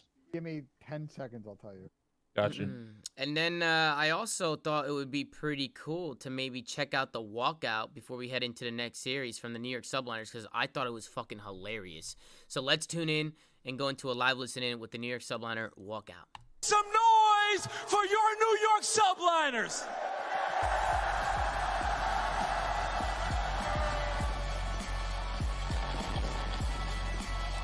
Bro, this is fucking hilarious, dude. It's Crim 7, ladies and gentlemen. It's Crim 7. Is this Crim 6? Is this Crim 7? Like, It's Crim 7, baby. Making his debut on the main stage. So my question here is, so obviously we know Krim has multiple night vision goggles. Did he bring Nah, those? those are fake. Those are fake. Oh, those are like fake ones. They're Okay, fake. okay, They're okay. fake. Those aren't Just crims. I've making seen sure. orders. I've seen them. I was just making sure he didn't like fly with them to New York to the event. And then look at Porter coming out from the back. Look at this. Look at this. Comes out of nowhere, kicks this guy off the stage. The WWE shit like later. I love it. Porter's like, what the fuck? Get the fuck out of here. Bro, this is gold, bro. Personally, I think this is the greatest walkout we've seen in the CDL franchise history so far. Wait, Tom, go back. Dude, Big Wig sitting on the end and just watching it all go down from behind, and it's actually comedy. Big Wig probably lost full That's watching. He's actually like, so what the funny, fuck is dude. going That's on? actually so Bro. funny, Big bro. Wig's just like, dude, like what? Bro, yeah, look at Big Wig to the right, bro. Hey, dude, you know Big Wig was sitting there losing fucking full when he saw Crim 7 walk out on stage. So yeah, I thought that was super entertaining. Obviously, the New York Subliners they walk out with Crim 7, who was a guy that they found in the stands. So just a really good walkout. So to That's answer your fucking question, genius, Pat. man. To answer your question, Pat. So I just pulled up. There's a really good website, by the way. You go on the CDL website, you go into the league, and you go to Player Tracker. It shows you all of the transactions, subs, etc. There's actually some interesting stuff in there. If you dive through that, hasn't been talked about publicly, but whatever. We'll get to that later. Yeah, let's get Big- into the next one, man. No. One more thing. Okay, Big go Wig ahead. and Skies were both extended on their +1s this year. So So they're free unless they agents. sign a new deal this year, they are both free agents. Thank God for them. Can I ask you something, Ben? Where are you getting this info from? The Player Tracker on the CDL website. Okay, I didn't know that was a thing. That's a thing. Oh, it's very much a thing, Tom. Oh, that's pretty cool. I like that they actually showed that. That's interesting that they have two of their superstars free agents. That is not good if you're the Florida Mutineers, because I'm sure Big Wake and Skies are going to be getting some hefty bags. And I know the Florida Mutineers. I know what they pay over there, and when you compare them to some of the other teams, they're gonna have to drop a bag, man. They're gonna have to. This is what. Go ahead, I don't Pat. think they will. I think they'll be on a rebuild, Tom. Honestly, I don't know why Skies and Wake would have any loyalty to this franchise personally, because I mean, as we've seen, they haven't really been given any opportunity to be a contender with these roster moves. That's So scary, man. Both of those players are really good. I'm curious to see what kind of offers they get, because they can get offers from anybody at the end of the year. yeah, So that's going to be interesting. But let's hop into the next one. We have Optic Texas going up against Toronto Ultra. We start things off with a Boat Cage Hardpoint once again. Berlin S&D, Berlin Control, Tuscan Hardpoint. Boat Cage S&D, obviously Optic. We're able to clutch up on the Boat Cage, but what did you guys think about the veto? Because this one, I think Toronto maybe let go. I think Toronto probably could have won this Boat I think they Cage. definitely let it go. So I think it was the same thing. I don't know why Optic would let this in. This is a map that Ultra would excel on, and Optic's been playing really poor at lately. So also they've been 0-2 on this map at this major specifically, and 3-5 in the qualifier, or 3-5 total. So yeah, it was interesting that they let it in, because I think, like you said, Ultra gave this one away. Yeah, this is where Ultra was able to lock down some series time. This was like really one of the only hills where I felt like a team was able to lock down a full 60, and they were able to do it on the first P5, which is not an easy thing to do on Boat Cage, because I feel like, one, it's just a very mixy map, and two, I feel like this hill is just all nades, right? You're just getting pounced by grenades. So whoever was in hill was somehow able to stay down and play his life in Toronto. They were able to pretty much pick up a pretty hefty lead after that Optic's P5. just going one at a time, dude. Like, they're just peeking every angle, one at a time, one at a time. Yep, sometimes players, maybe a little bit of a Boat Cage brain, Chris, coming in. A little The bit of a Boat Cage brain. The Boat Cage brain. And then as we get into the second rotation, Optic, they start to bring back some of this time. Let's go into a listening with Toronto Ultra, see how they sound. Optic, they were able to break on into that P3, so pay attention to that. They were able to work a couple breaks and keep this one close. So let's tune in to the Toronto Ultra and see how they were sounding. Could already be me. He's not me. Look left. Look, scope, scope, it's new. The short term, always Scope, gone. I can't hold He's it. in kitchen. It's Kitchen weak. He's gone on his feet. Okay. Nice Close play, me. good trade. Let's Okay, get big big top, by the way. top, Big right. top. Oh shit, I fell at the time. Hold on. Top. I'm one shot. So he went up the stairs. Kitchen. Yeah, Kitchen to me. top, yeah. 2 seconds. Still one main. Two main, Two guys, kitchen. Yeah, inside. Kitchen's got Show you. backside top. Let's go. Yeah, I got it. Put him in the fucking trap, boys. It could have been 4 flip. There's one. Flip. I've got kitchen. Entry. One did heart actually. That's going to do it from the Toronto boys. Bance was having himself a pretty good map. He was doing his fucking thing. I thought the listening sounded pretty good. What'd you guys think? Classic Ultra listen. Classic Ultra, yeah. Hey, cool, calm, cool, and collective. coming in from the Toronto Ultra. But let's fast forward this to the end of the map, because this is where Shotzi, very back and forth, right? We go into this last P2. Hold on. Before we get into that last one, can you watch the scrap time there? Because I don't know how. The one before the last one. I don't know why Ultra even rotated. They could have won off it. You're saying the last P2, this one right here that I'm on right now? I'm a little bit behind. Yeah, it was right here. So like, for him to get in contest, why was Ultra pushing mid map and not just defending this hill? Yeah, because they needed 5 seconds. They needed 5 seconds. Yeah, I guess I guess they thought maybe somebody needed to rotate there. You can see number 2, right, Cammy. He probably could have cut and maybe helped them. There wasn't much time left on the hill, though. There wasn't much time, Pat. I don't know if he would have got there or not. No, before that, before they died, like look at where he died. Like he number 2 died pushing front front barn. That's why I was kind of confused. You're saying he shouldn't even have pushed front barn. You're saying like because if you go back to where Kleenex had them fully pushed out, he got like 2 died, and then they kind of still got really aggressive. Where I feel like all they had to do there was just hold the front. Yeah, I agree with you. with There's no way Optic could have got there and contested. Right here, I think Cammy, he's able to find 2, but then he just kind of jumps out instead of playing his life. Where if he would have just played his life there, maybe even back up and go up top. Would have killed 7. Yeah, just maybe back up, go up top, change your angle up a little bit, and just hold the cross and put some shots into people. Ultra might have been able to clutch that one up. It would have been really close if Optic were able to squeak in, which they did.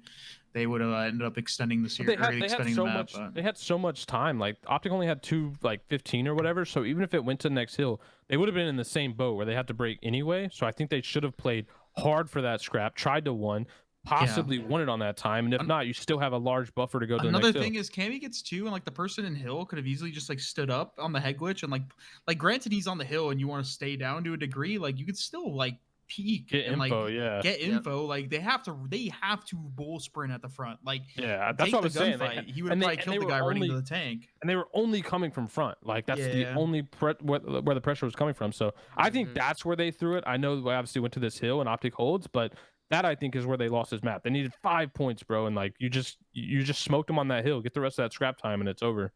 Balti literally just made the fucking play. Yeah, and that's what I was gonna say. Pay attention to that number 7 on the mini map, because he's able to slide in through front into this corner. He's able to stay down and stay alive. He slides on in, picks up the one guy in hill. He's getting pinched. Finds one, takes out the pistol, slides on in. He's able to pop a 3-piece to end this one. I don't know how the fuck he did that. You can see Bruce. He's getting all hyped up. Where did he come in from? Look at the front door. He came in through front door. He just ran. They're not looking at it. He came in through front door. So he gets one. Well, he had a teammate looking over him, backing him off. It was Dashy who came in front with him, and kind of why I think he had the angle, and everybody was kind of pushing through. Scump was also doing a good job, just being a nuisance, and that just allowed Shotzi to find a gap, slide on into the hill, and Shotzi just making the great heads-up play. He's the reason why they ended up clutching up. 37 and 37 to end it. So Shotzi getting fucking twisted towards the end of that one.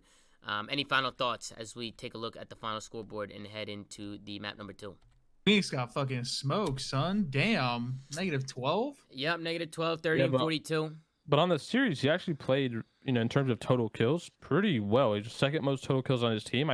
I think Insight was just the one who kind of let him down in this series. Like I said before, he had 40 less kills than Cammy overall, and that's like a map and a half. So that's after starting on this map well. The rest of the series, he kind of just got shit on. Then we head into the next one. It's a Berlin Hardpoint. It was Toronto Ultra who were able to they retake the A side. They end up rushing B. They go up 2-0 quick. This was a round that Optic was able to win, but I want to go to the next round because this is where Benjamin Bance makes an absolute play. You can see Ultra, they're going to work towards that A side. They end up going down. They work some trades, and they make it a 3v3 situation. And instead of playing for A, they decide to wrap this bomb all the way back, maybe break some ankles a little bit, bring it all the way back to B. Bomb's going to go down, and Benjamin Bance is left by himself in a 1v3 situation. Let's see how he was able to clutch this one up. He's on the bomb site. He's able to jump out the window. Yeah, if you're number 6, you have to hold the window. Number 7 has outer. Number 5 is right there with number 7. Just make sure he can't jump out the window and get out the other side. But it was Ailey who ended up giving it up. One of those rare 1v3s where the first person was at fault, definitely not the second person. Yeah, and then Shotzi, I feel like even right there, Shotzi maybe instead of challenging, once Ailey dies, like, oh shit, it's a 2v1. Just wait for Dashi. Wait, and then Dashi just didn't know where he went. He had no idea where he went. Bance, he backs on in. He plays a little corner. And Dashy, he gets caught with his pants down. I thought Bruce almost for a second was going to whip and do some crazy shit. But it was Benjamin Bance who was Definitely able to not find a flawless 1v3. S&D though, Chris. Definitely not flawless S&D. Yeah, Nah. yeah. That was definitely a tough round for Optic. And then we get into the next one, and this is just where Shotzi was able to make a fucking crazy play. You can see Shotzi. He's going to be that number 7. He's kind of pushed up in the bomb site, and look at the play he makes. He gets one, finesses his life, jumps out the window, finds another one. Just really hard player to track. So just a really big round coming in from Shotzi. And then this is kind of where Ultra, again, they start to take over a little bit. But what did you guys think about the S&D overall as a whole as we get into these later rounds? There's a couple clutches. Insight was able to close it out with a 1v1. But what did you guys think? Ben, we'll start with you since we'll get you in the combo. This Ultra team's been a solid S&D team now for, 18, 24 months. Berlin's been a bread and butter for them for a good majority of this year. It's just a high-level match between two really good teams. But we've come to expect that of players like Ben and Shotzi, who are up there in the clutch list this year. They just make shit happen that shouldn't happen. Yep. We could go into some of these other rounds. The 4-2 round. This is where Optic started to bring it back. Bance was able to fucking pistol, Tom. Yeah, the rap pistol is insane. I mean, the argument, the argument that the pro players are saying is that some pro players are shit with it, some pro players are good with it. Dashy is fucking insane with it. Like, he is actually next level with that shit. Sometimes I'll see him challenging gunfights with it, and I'm like, what the fuck? And in the back of my head, I'm like, fuck it, challenge it, because you're fucking good with it anyway, so that shit shreds. And speaking of Dashy and Scump were able to make a really good play in this, so you can see it's a 3v3 situation. Toronto Ultra, they end up working all the way around the back, and I just like the route from Scump. He ends up flanking this guy's staircase, making sure that they can't go up top and clear this out. Scump's going to find one, then Bruce with the beat down. Able to 2-tap Mr. Cammy, and that's going to make it a 2v1 situation. So good round there from Scump and Dashy. I thought they clutched up. And we get into the next round. Again, it's just these stretch ninja diffuses. Ultra, they're going to play over towards that B side. They're going to get the bomb down. And I think Optic do a fantastic job grouping up and using their numbers to single this guy out in the bomb site. He's kind of confused, doesn't know where to look at, where to go, and Shotzi's going to catch him slipping, and then he notices where the bomb's planted. He notices that his teammate number 8 is in the back of the spawn. He says, fuck it, I'm going to hop the site, look over me, and nobody from Toronto even shoots him off the bomb. So a little bit of a ninja defuse coming in. That's what I'm saying, bro. These plants, man. Yeah, the plants are... No one's aware for where they actually can see it from whenever their teammates plant the bomb anymore. People just plan and be like, I think I can see it from here. Let me just play it. Yeah, and then Ultra in the 4-4 round, they win a comfortable defense. They just hold their lanes, hold their setup. And then we get into the 5-4 round where I'm thinking maybe Dashy can push this to around 11. It's Dashy versus Insight, so the two main ARs going head-to-head. Insight, he's going to bring this bomb over to the B side. He's going to get it down. And personally, I just think they both have automatons. Insight was able to get the bomb down. This was a tough round for Dashy. Obviously, he can't just run in there with an auto. And he tries to get an angle. And Insight, he's able to find a nice angle there and win the 1v1. Really, really good plays coming in from Mr. Insight. Any final thoughts on the series? People want me to go back and show the kill from Dashy. I'll rewind it right now and show you guys what you're talking about. But any final thoughts, gentlemen, on that one? Just clean out the Ultra. Check out this fucking kill from Dashy here. This is fucking insane. I don't know. Was it the 4-2 round? I don't even know which round it was, but he got a crazy fucking pistol kill. If anybody in the chat remembers which round it was from. But it was fucking nice. I thought it was the last round because that's what led him being a 1v1 against Cammy. You're right. It was the last round. You're absolutely right. But check out this fucking win from Dashy, dude. Like, I don't even know how the hell he was able to do this. So he finds a big one-on-one here. Even Kleenex right here has a sub. I'm thinking Dashy's going to get smoked. But really good snap from Dashy. And then he slides down the staircase here. And holy fucking shit. He was weak, too. And still able to do that. The Cammy stopped shooting. How many times did he shoot Cammy? Was it twice or 3 times? You really slowed down. You can see the hit markers. Yeah, let's slow it down. Let's go to a little bit of a slow motion here and see how many bullets he was able to hit onto Cammy. Let's check it out. So Dashy, he is going to be left in a 1v1. And right here, let's see. You're going to slide on in. Kleenex, it was 1, 2, 3, 4. 4 bullets that I'm pretty sure he shot those 4 bullets at the speed of light. He was 1 HP too. Yeah, he was 1 HP, so barely able to stay alive. Why Yo, you that shit laughing, is Chris? broken, Sucks. son. That shit Game is. sucks. Those are good shots. Don't Very get good me shots. wrong. Very good shots. That shit is 4 shots from that far, bro. What? Yeah, I mean, I that gotta was- be. There are a couple of moments in this series if they gone differently for Cam. Say it again. Cammy lost a lot of big gunfights in this series. We'll get to sort of the later maps in this series, Which but, is wild because he actually played really good. Yeah, Like, it's actually crazy because it's not like he played bad. It's just coming down to a few key gunfights. They're going to kind of color his performance. Yeah, then we get into the offense. Optic was able to get 2 takes early on off the break, starting in the Berlin control, and they honestly just worked through front. They were able to get glass control. They just worked the numbers, used their trades, and they're able to get onto this site and cap it. It was Dashy once again who was able to pick up this kill once they try to slide on in. Whips out the pistol again, the back pocket shotgun, and takes care of business. So Optic, they were able to go up 1-0, winning in offense. So it was looking really good early on. And then Ultra, they were able to bounce back on an offensive as well and take this offense and tie it up at 1. And then obviously Ultra, they were able to cap a first early going into the 2-1 round, as I'll show you as we go on. But what did you guys think about the control here? just a master class out of the Ultra, Tom. You think it was a masterclass? I think no matter what, it's still kind of worrisome because Optic still looks pretty lackluster in control, which has been, the fact that's been the reason they go game 5 so much is because they just have been really bad at control. Yeah, and I don't know exactly what it is. I mean, just looking at the Ultra, I don't feel like they're doing anything special. They just kind of do the same thing Optic was doing, which is just flooding through mid and flooding through glass. You don't really even see many people taking routes on this one. They were just working trades through the front. And that's all you really need to do. Once you get glass control and you work kills and work stacks, you pretty much just funnel Optic into the spawn, and that's what they were able to do. Kleenex, he's able to stay alive here, use his tax, slow down Optic, and you could just kind of see how Toronto Ultra was kind of able to mow them down and drain all of Optic's lives. I thought right there he wasn't going to shoot him, and they were going to grab the tick. I don't know why they didn't, because like Dashy was obviously running away. Yeah, he was so, running away. Like he could have put his controller down, and he wasn't going to get to to stop them from capping that point. So I think it was just like a not a brain fart, but just something that they weren't thinking of at the time, because that tick could have been a pretty important.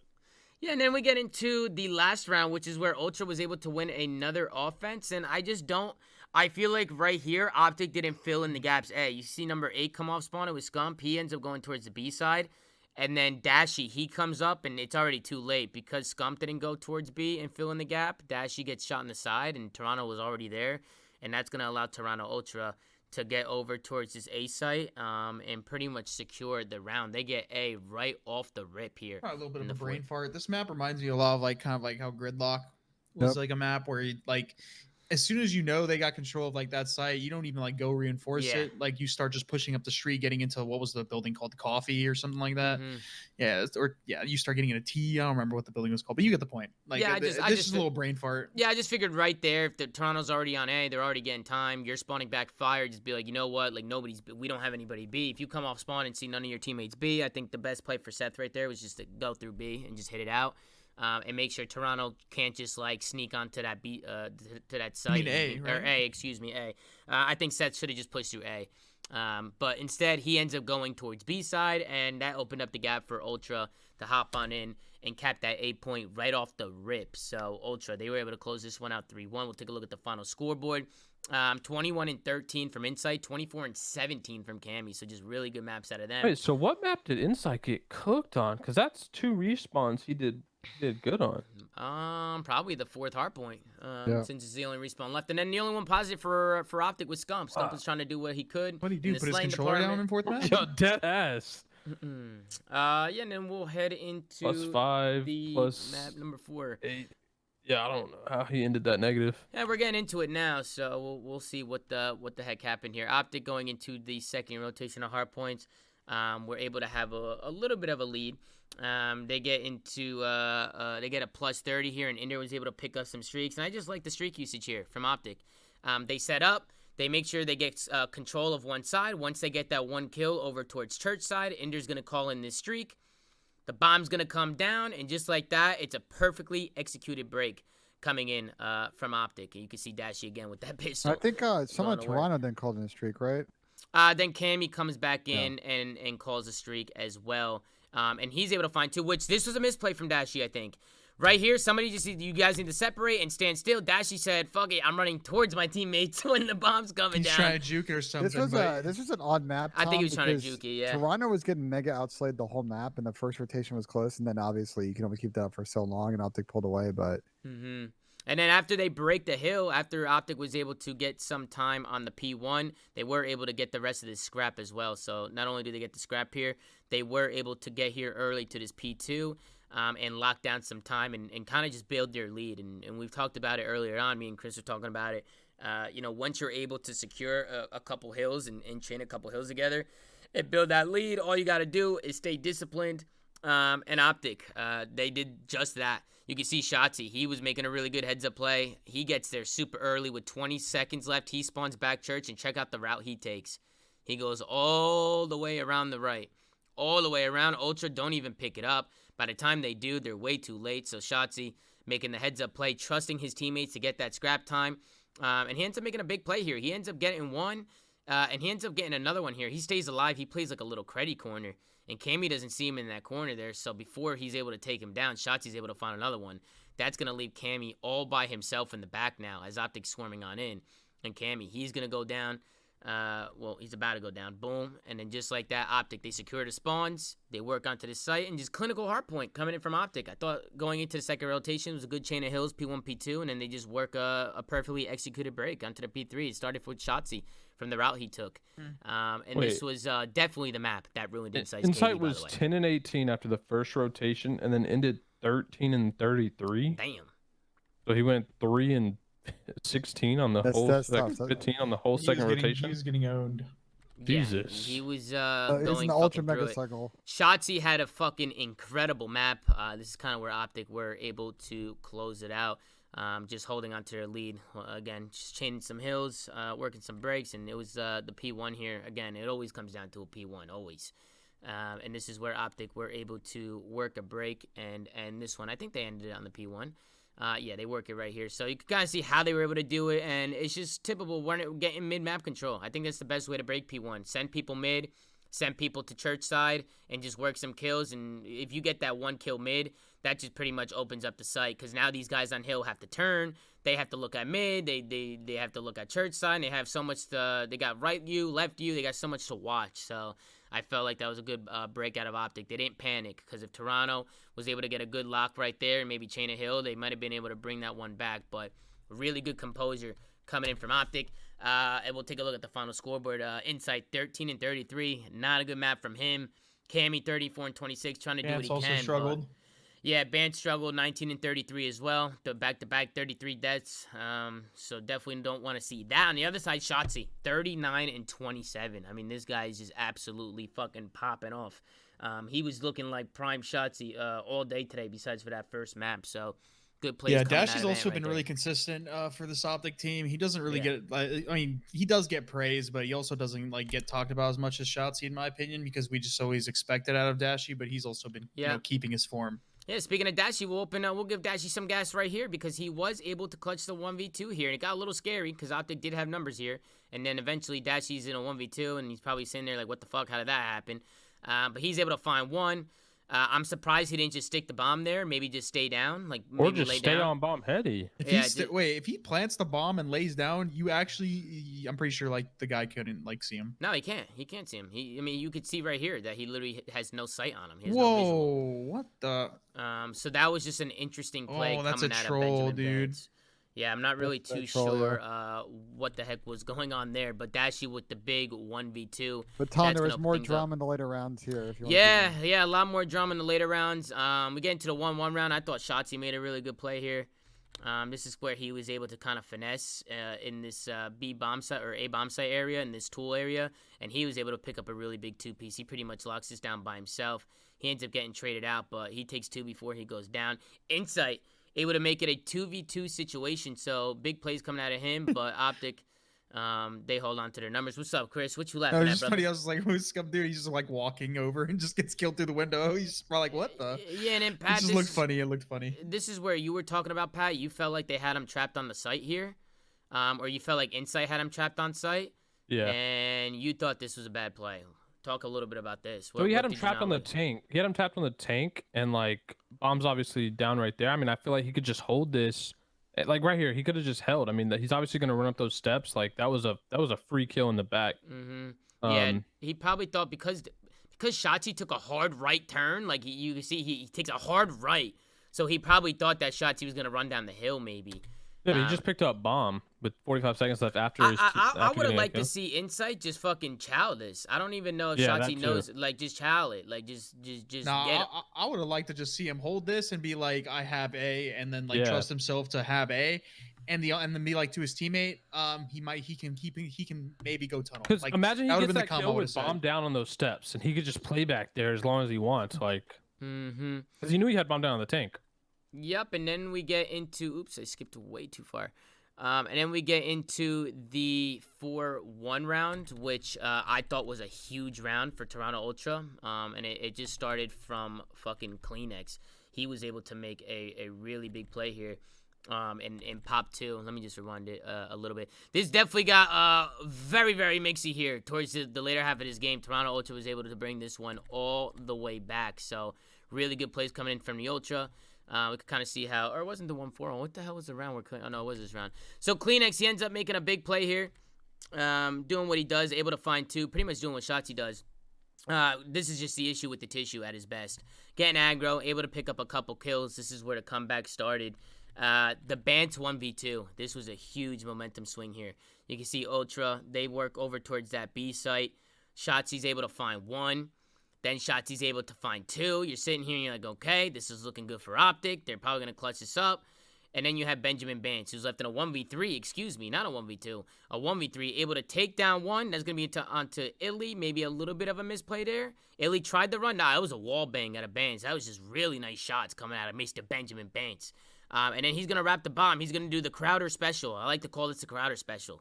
You get 1 kill, you turn around and just hug the map and wrap the whole fucking thing. And that's what Bants does. He's able to work this plant onto the A site, which I do think was a little bit of a misplay from Optic. I would have liked to see them. I think Seth fucked up. I mean, Seth was like in top barn. He could have just looked like. I think he wanted to get closer to his teammate maybe because it was. But he couldn't peek the window. Yeah, I mean, I definitely think letting him just waltz up to the bomb. Code? Yeah, there's QR codes all over the fucking map. No one is pulling out their phone and QR scanning that mid map. Like I did. What came up when you scanned it? No, I'm trolling. I didn't do that. I was like, well, what the hell was it? But you can see how Bants was able to do it. He ends up wrapping the map, getting the bomb down. He wraps through bottom grandma, gets into their spawn. He's able to catch Scump on the defuse. That leaves him in a 1v1 with Dashi. And Dashi doesn't really have much of a play other than to just hop the bomb and try and do something here. Ultra able to hold on to defense here and tie it up at 4. This is when things get really interesting. First and foremost, want to show this shot from Inder. I thought this was an incredible shot. Shooting straight laser beams, Illy. Able to find that first blood. So really, really good plays out of him. Then this one ends up getting into a 2v2. And it's Shotzi who goes big. So you can see Shotzi on this bomb site. 2v2 situation. 25 seconds left on the clock. Ultra, they're going to decide to wrap the bomb towards B. And this was the win where Pat was just like, come on. You got to win that. Shotzi somehow with the strafe just shits on Cammy. And then Scump was able to get the guy off the defuse. So it was Ant who just goes massive in that round number 9. I think even if, actually, watching that back now, I don't know if I caught it the first time. Even if Cam wins that fight, it probably still ends up in a 1v1, no? Yeah. No, I don't think so. I don't think so. Band's not gonna Band's just not gonna sprint off bomb and just run with his pistol forward. The reason he did that is because Cammy just died middle map, so he thought he had to get out there before getting shot in his corner back. though from tunnel probably still wins that gunfight. Well, you think if he's on bomb ready, he's winning that gunfight? I think that would have been a guaranteed trade for Cammy, even if he lost it. Yeah, I mean, regardless, he got smoked. Shotzi, he makes the play. He wins the one-on-one. That allows Scump to hit the through tunnel, and Scump's able to get the guy off the defuse. So good plays there. And in Toronto, obviously a pretty comfortable defense win from there. They actually worked River in the beginning of this one to push this to a round 11. And Optic, they're on the offense. A little worried for Optic here. I'm like, uh-oh, here we go. I'm thinking Toronto might be able to clutch this one up since they're on the defensive side. But Optic, they take their time. They slow play it. They worked through A side a little bit, and they were able to find a first blood here. And that was going to be onto Kleenex, and you could kind of see how that was possible. Shotzi, I like how Shotzi, he tags him here, and instead of challenging him while he's one shot, he backs in. It's going to be Illy who goes in for the kill.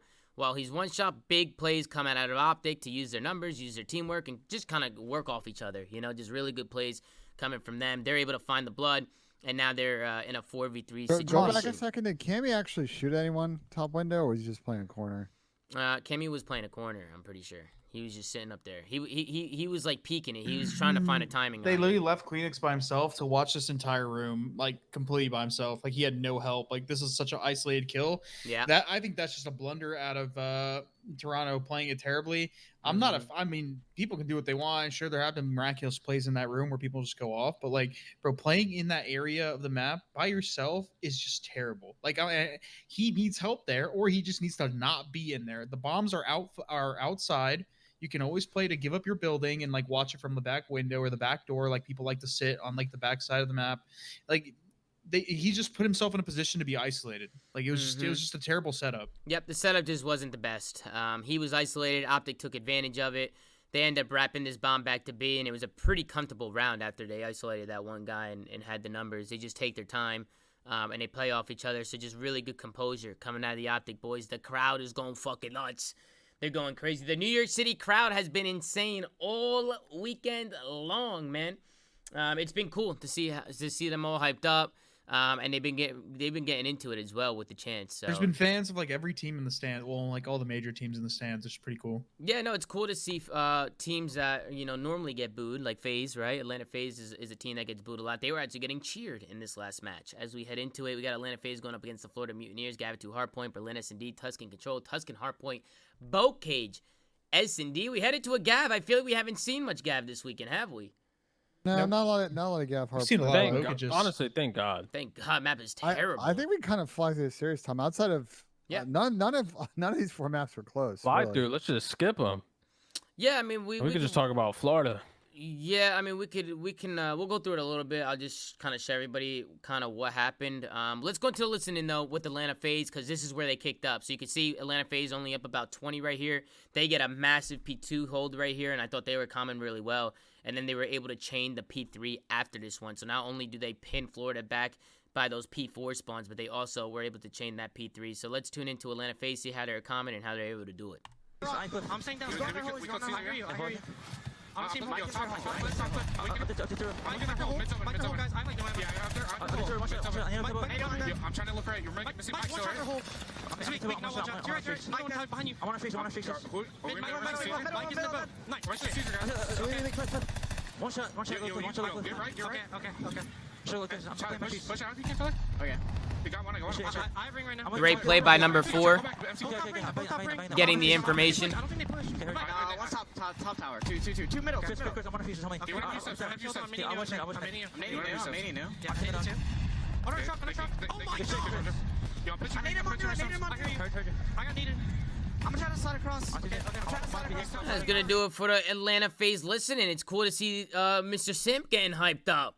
Getting a little cracked out. Always good to see Chris getting into it and talking a little shit and just getting that energy going. MC, just continue. This guy's a walking fucking streak, bro.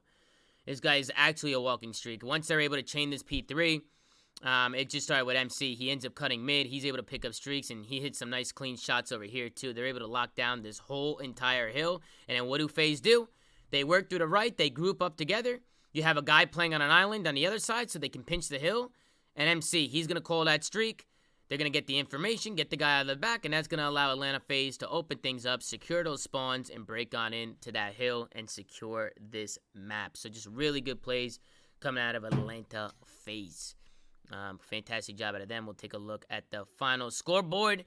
It was Celium 26-12. This guy just continues to put up crazy stat lines. 25-20 from Simp. He was doing his thing as well. On the other side, Jesus, Mono. 12-24 from Tool Real. 19-21, 17-20. Everybody negative except for Big fucking Wick. And I can only imagine for Mr. Tool Real, it must be very difficult being the only sub on Gavitu Hardpoint. Somebody shit their pants as well. somebody shit their fucking pants. Get on the next map, Tom. Next map, Faze. They get smoked in the S&D. What happened to Faze here? What happened? What do you guys think? They were getting ran. They were just ready. They were just ready to get this shit over with, bro. Yeah, just it's wanted to get bench, to the dude. hard It's points. bench time. You think they just wanted to get right back to the respawns and take care of business? Dude, yeah, dead ass. Because in this one, I don't know what was going on, but Florida was running all over them. And honestly, it was 2Real who was making some pretty good plays in this one. Going to the 0-3 round. Let's give 2Real some gas here, man. Let's give him some gas. He made a good play here. He's going to stay alive, Red Room. Finally. He was doing a good job. You know, he was doing a good job here. You could kind of Good see how shit, he's able to baby. do Good it. shit. I want to see a Beezy get out here. I don't know why Beezy ran Red Room. Maybe he didn't think he was there, but it was 2Real that able to find one. He ends up staying alive here and picking up a couple more. So good plays out of him just to finesse and play his life. Gets a 3-piece here. So really good heads-up play out of 2Real. Last guy's in the spawn. Just good job out of him. And then Florida, all I have is just them running through Faze in my notes. There wasn't really much to it. This was a fucking, I don't know what happened to Faze in this map. But Florida definitely caught a little bit of momentum here. And they were just running at him. Even here, Faze are giving up A. They're getting picked mid-map. They're losing their fights mid. Just seems like Faze couldn't get anything going here. And I want to say, I think 2Real is good at search. I think he, of all the modes, this is the one where he's like, been pretty competent. Pretty. We could say indeed. some positivity about him about search. But yeah, I mean, he's just been getting world starred in every respawn. And I think that's kind of a problem. And when I think about that, it's just kind of like, Jeez, this guy's gassy. I don't understand why they have Yeez on their bench and they pick up 2Real. To me, that's just a wash. I mean, challenger players might feel differently, but that seems like a super wash to me. Go ahead, Chris. They trialed with Yeez and it was terrible. I mean, was it good with How 2Real? bad could it be? No, How they bad probably could just it fucking they be? took a chance because Asim said he wasn't going, and they were just like, well, we tried all these other options. Let's just go with somebody else. They tried the option not. So they pushing just Rivet out the threw door. their How about year away? that? Yeah. Yeah, that's But exactly what they did. Bryce kind of teed off on Florida, like kind of after this. Man, like if Florida don't Bryce. qualify for champs, big rethink I think in their camp, especially with two big free What? agents and big Wicked Skies. If they don't qualify for champs, even if they qualify for champs, there's I got mean, to be still a got a chance to pull up to the ginormous. tournament and win. Anything could happen. You know? Massive, they don't. No, man. they need They don't. They need to Anything could have. happen, baby. They need to have a massive awakening. Literally, Oh, that's going. they have to. It doesn't matter if they Mhm. qualify for champs. Like what? Yeah, and it's not looking like they're gonna qualify if New York come out tomorrow and take. They're gonna care of win one business. series, Tom. That's all I need. They won one series. That's all they They need. won- Yeah, win once one they, series and so they're- that's once they're in the grand final, they're good. They're clinched. Yeah. You want Okay. what's funny? And I don't know if the right word is ironic, but like even if they do qualify for champs, all of the work they put in to qualify for champs was a product of the person they fucking dropped, Dave Paddy. Like he was on that. Like granted, they're not good now, and they weren't that good before. But when they had him on the roster, they were still in contention for making champs. Now they're at the bottom, and like it's getting worse. Like I think they might not even make They it. would have been ass even with him though. Yeah, I know, but Dave technically, I'll have to check to see if he's technically a substitute because that might actually bring up an they interesting point. I don't know. I'm just Bum saying back like out. they didn't do themselves any favors by getting too real. It did nothing for them. It might have even made them worse. Yeah, you see Faze in control. They were and able to Vivid, slay sorry, them out. Vivid. Faze were able to win the first defense. They end up slaying the fuck out of them on the second defense, just playing TDM and just slaying them and stopping the clock and That's draining what I their was saying, lives. Tom. I feel like they were just wanting to get to the respawns. They know it Yeah, just I mean the wouldn't be close. respawns were a bloodbath, man. I mean just look at that stat line from Florida, right? Everybody's getting shit on. So it's just not good when you're not working as a team and you're not picking up kills. It is not gonna look good for you. And then we head into the last map. Just give you guys a little bit of a breakdown after the first rotation. It was Florida who was up about plus 30, and Faze. It was the second P1 where Faze was able to lock down a full 60, and it just started from Simp. You can see number 4 on the minimap. Look at the route that he takes. He takes the route nice and early. He's going to get there as quick as possible. You see him die mid-map. He's going to spawn up Church Alley. You never know where the fuck you're going to spawn up. But I like with 15 seconds left, Simp says, you know what, chalk up that scrap. I'm going to get to New early. This is a hill that we can lock down. He finds one, gets pushed up into a corner. You can see him on your mini-map in that top left. He's able to get another one. So big 2-piece coming in from Simp on rotation because Florida did have the lead here. And keep in mind, they're also pushing a last map here. So Florida win this map. we're going to a game number 5, which probably could have gone either way, especially with the way that S&D looked. And then you can see how Faze, they were able to lock this down, hold majority of this time. And then obviously Faze were able to work some breaks as well. P2 was going a little bit back and forth. And we get into the P3 hill, and then I don't know what happened to Florida here, but they need to be able to hold. Let's see this setup here. First, Major Maniacs by himself, rooftop. Well, he has somebody. He has that number 5. He has Wake. They get an instant trade here, but they get an instant trade. But Faze do a good job. I mean, yeah. Faze they flood through P5. They work together, and somebody takes her out right to just make sure you're pinching them in. You can see it's Simp again. Simp again making the play. Gonna wrap mid. He's gonna push through mid alley. Pick up one. They get the kills roof. And just like that, they're gonna make this. They're gonna break on into this hill and hold it. They're gonna hold it from the front. Pick up majority of the time. If you don't rotate and you're able to get about 20, 30 seconds from it, I think it's a W. So good plays coming out of Atlanta Faze to work together on that break and make that one happen. And then they just had a big lead, and they were able to keep this one going. It goes all the way down to the P5.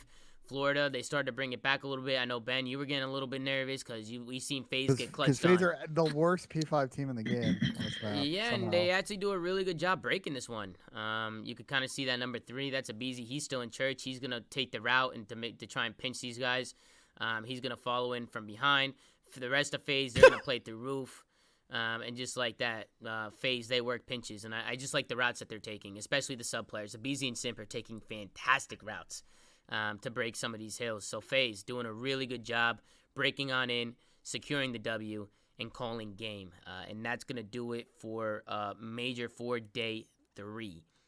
Fantastic plays. We'll take a look at the final scoreboard. Everybody positive except for Abizi on Faze. So everybody pulling their weight, including Abizi. He was doing his thing too, but -2. On the other side, another rough one from Too Real. 16 and 25. We got Big Awakey. 26 and 22. Only one positive for the squad. Somehow, some way, Awakening's always positive.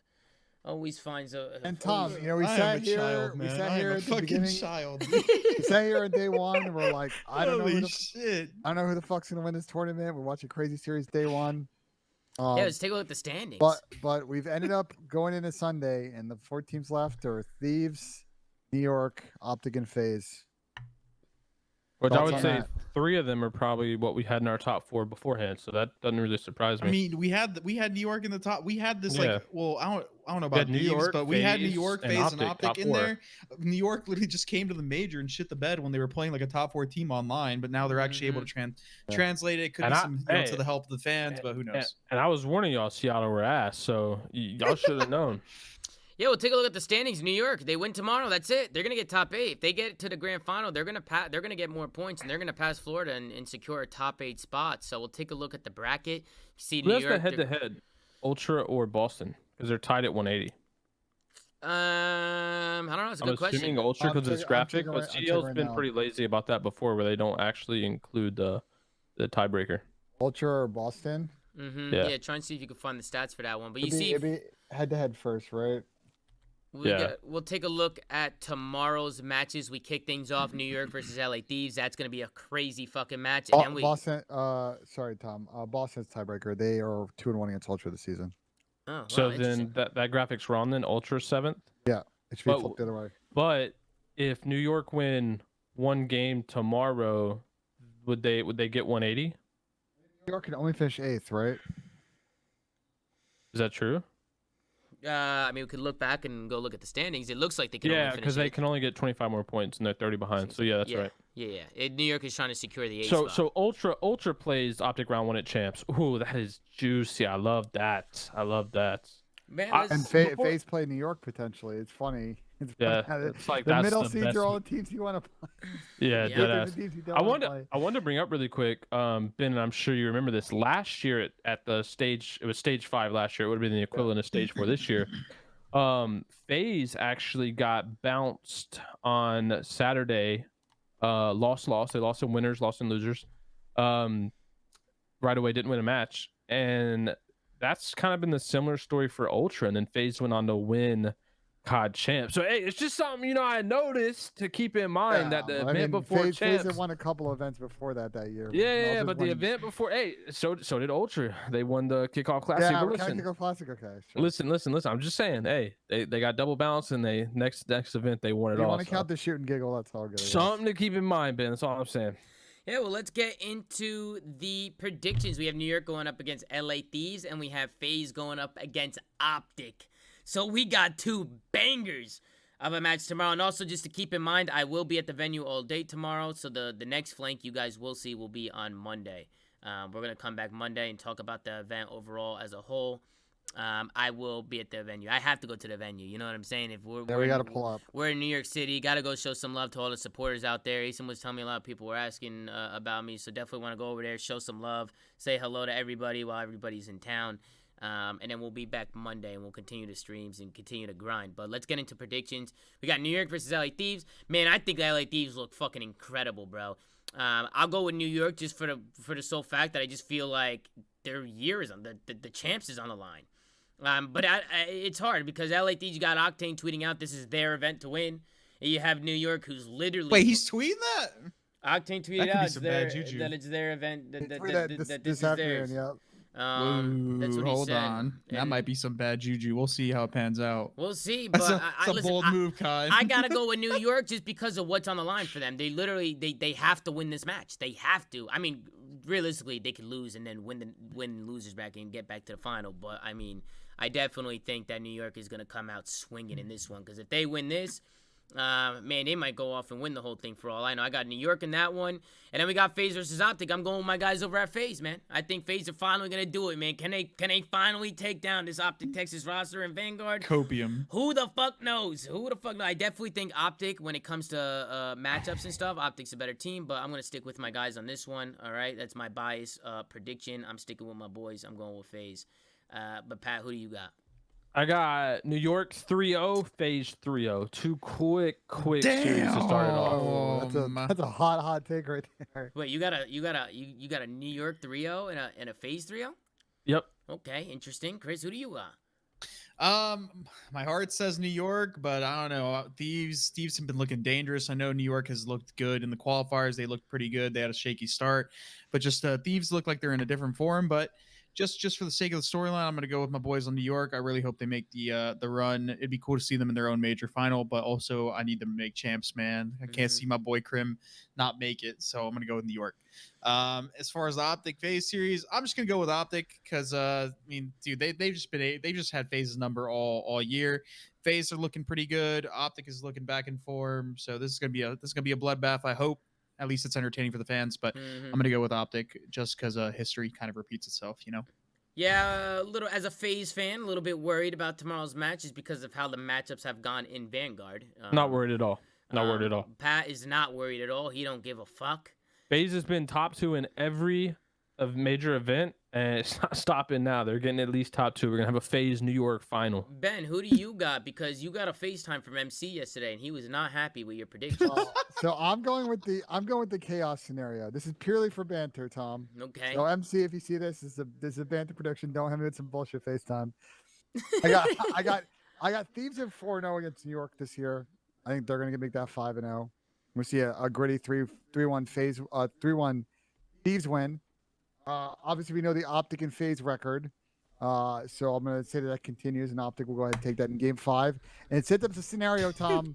Wait, hold on. You just said you just said you were picking the chaos scenario. No, it wasn't the chaos and scenario. You picked the favorites in both situations. Shotzi can't be Krim. Hear me up. And then we get to the elimination final, where Krim has to beat Optic to make it the champs. And you know what fucking happens? He does. Porter goes fucking Hamboni, cuts the best promo in CDL history after they 3-0 Optic in the losers finals, and we get Faze versus New York. That would be fucking. That would actually be epic, dude. No cap. Well, Shotzi's 0-2 against Krim. Think about that. Realistically, we don't know what the fuck's gonna happen tomorrow, so we're just gonna have to wait and find out. As Mr. Benji Nassim sinks his puck going into championship Ben's fucking getting Sunday mugged tomorrow at the event. No, Ben's getting mugged. Nah. Like I said, banter. Ladies and gentlemen, Benji Nassim is going to sink this shit. I can fucking feel it, folks. I can fucking feel it. Jesus Christ, he's moving the chair out the way. He's coming in hot, folks. You got shoes on today? No, the dogs are out. The dogs are out, folks. Mr. Benji Nassim. Socks on. What are you talking about? All right, same shit, man. No shoes. You know, I got my slippers on. You see what I'm saying? Benji Nassim, he's gonna step onto the green or the white tile. Yo, Tom, make sure you say what's up to the stat guy Oh, tomorrow. he's going wide left. I can already tell, Pat. My secret source. Oh, it sinks it again for us. So what the fuck? How the hell does he keep doing this? It bounced in. How dude. does he What the keep hell? doing this shit? Holy shit, it's Benji Nassim. This guy's a fucking animal. He's an absolute animal. My God. Give it up for Benji Nassim. They're going crazy in that chat just like that. Some of you guys just won a lot of points, and some of you guys may have just lost all your points. So, yeah, don't gamble, kids, if you just lost all your points. But yeah, guys, you guys excited for Champ Sunday? Tomorrow's the last day, man. Yeah, bro. Let's wrap up the show, man. I shit myself multiple times Yeah, that dude, episode. you were gassy, bro. You gassy, my Hey, man. Tom, did you hear what I said though? Nah, Make sure say it you- again, Pat? Make sure you and Ben say what's up to my guy Turtle, bro. Turtle, where's he at? Gonna be at the event tomorrow. I don't know what he looks like, Pat. I mean, I don't either. Oh, okay. Well, maybe he'll tell me, like, yo, my name's Yeah. Turtle. Looks like You the know guy. what I'm He saying? looks like the guy from Master of Disguise. You know, Turtle. I don't even know Any what knowers? Astro Am I Disguise old? is. What the Anyone fuck? see that movie? Never. Damn, I'm I don't fucking even old. know I what haven't seen that movie in is. forever, Master bro. of Disguise? No. Mm. All right, It's anyways. a good movie. I think I've seen it once, like 10 years ago. Anyways, that's gonna do it for us. Some people in the comments yesterday on YouTube were saying, like, yo, by the way, Pat, we did a 3-hour show yesterday. Remember I told you where the show was long as fuck and you said, nah, it's just a day? Bro, we did almost a 3-hour show yesterday. So that was like a record for us on the flank. We almost fucking I don't know what our much. How many subscribers do we get off it though? I have no idea. I didn't even look, but I just saw some people in the comments like, yo, 3 hours, like, damn. So today I tried We be to bullshitting. I tried to go a little bit quicker for you guys today. Yeah, but we do bullshit a lot, but I also like bullshit sometimes. If we get into a good conversation, definitely want to keep it going. I think it's fun. So I hope you guys have been enjoying the long episodes. I know some of you guys like them shorter, some of you guys like them longer. Every episode is going to be different. So I appreciate all the love and support. Make sure to like, comment, subscribe if you're watching on YouTube. Anchor.fm/theflank. Check out all the audio sites that we're on. And go follow at The Flank on Twitter. Gert's doing a phenomenal job, not only on stage being a pope, but also running socials. So shout out to my man Gersh. And as always, man, take care, brush your hand. We'll see you guys next time on another episode of The Flank on Monday, chat. Monday. See you guys later, man. Peace out. Yeah.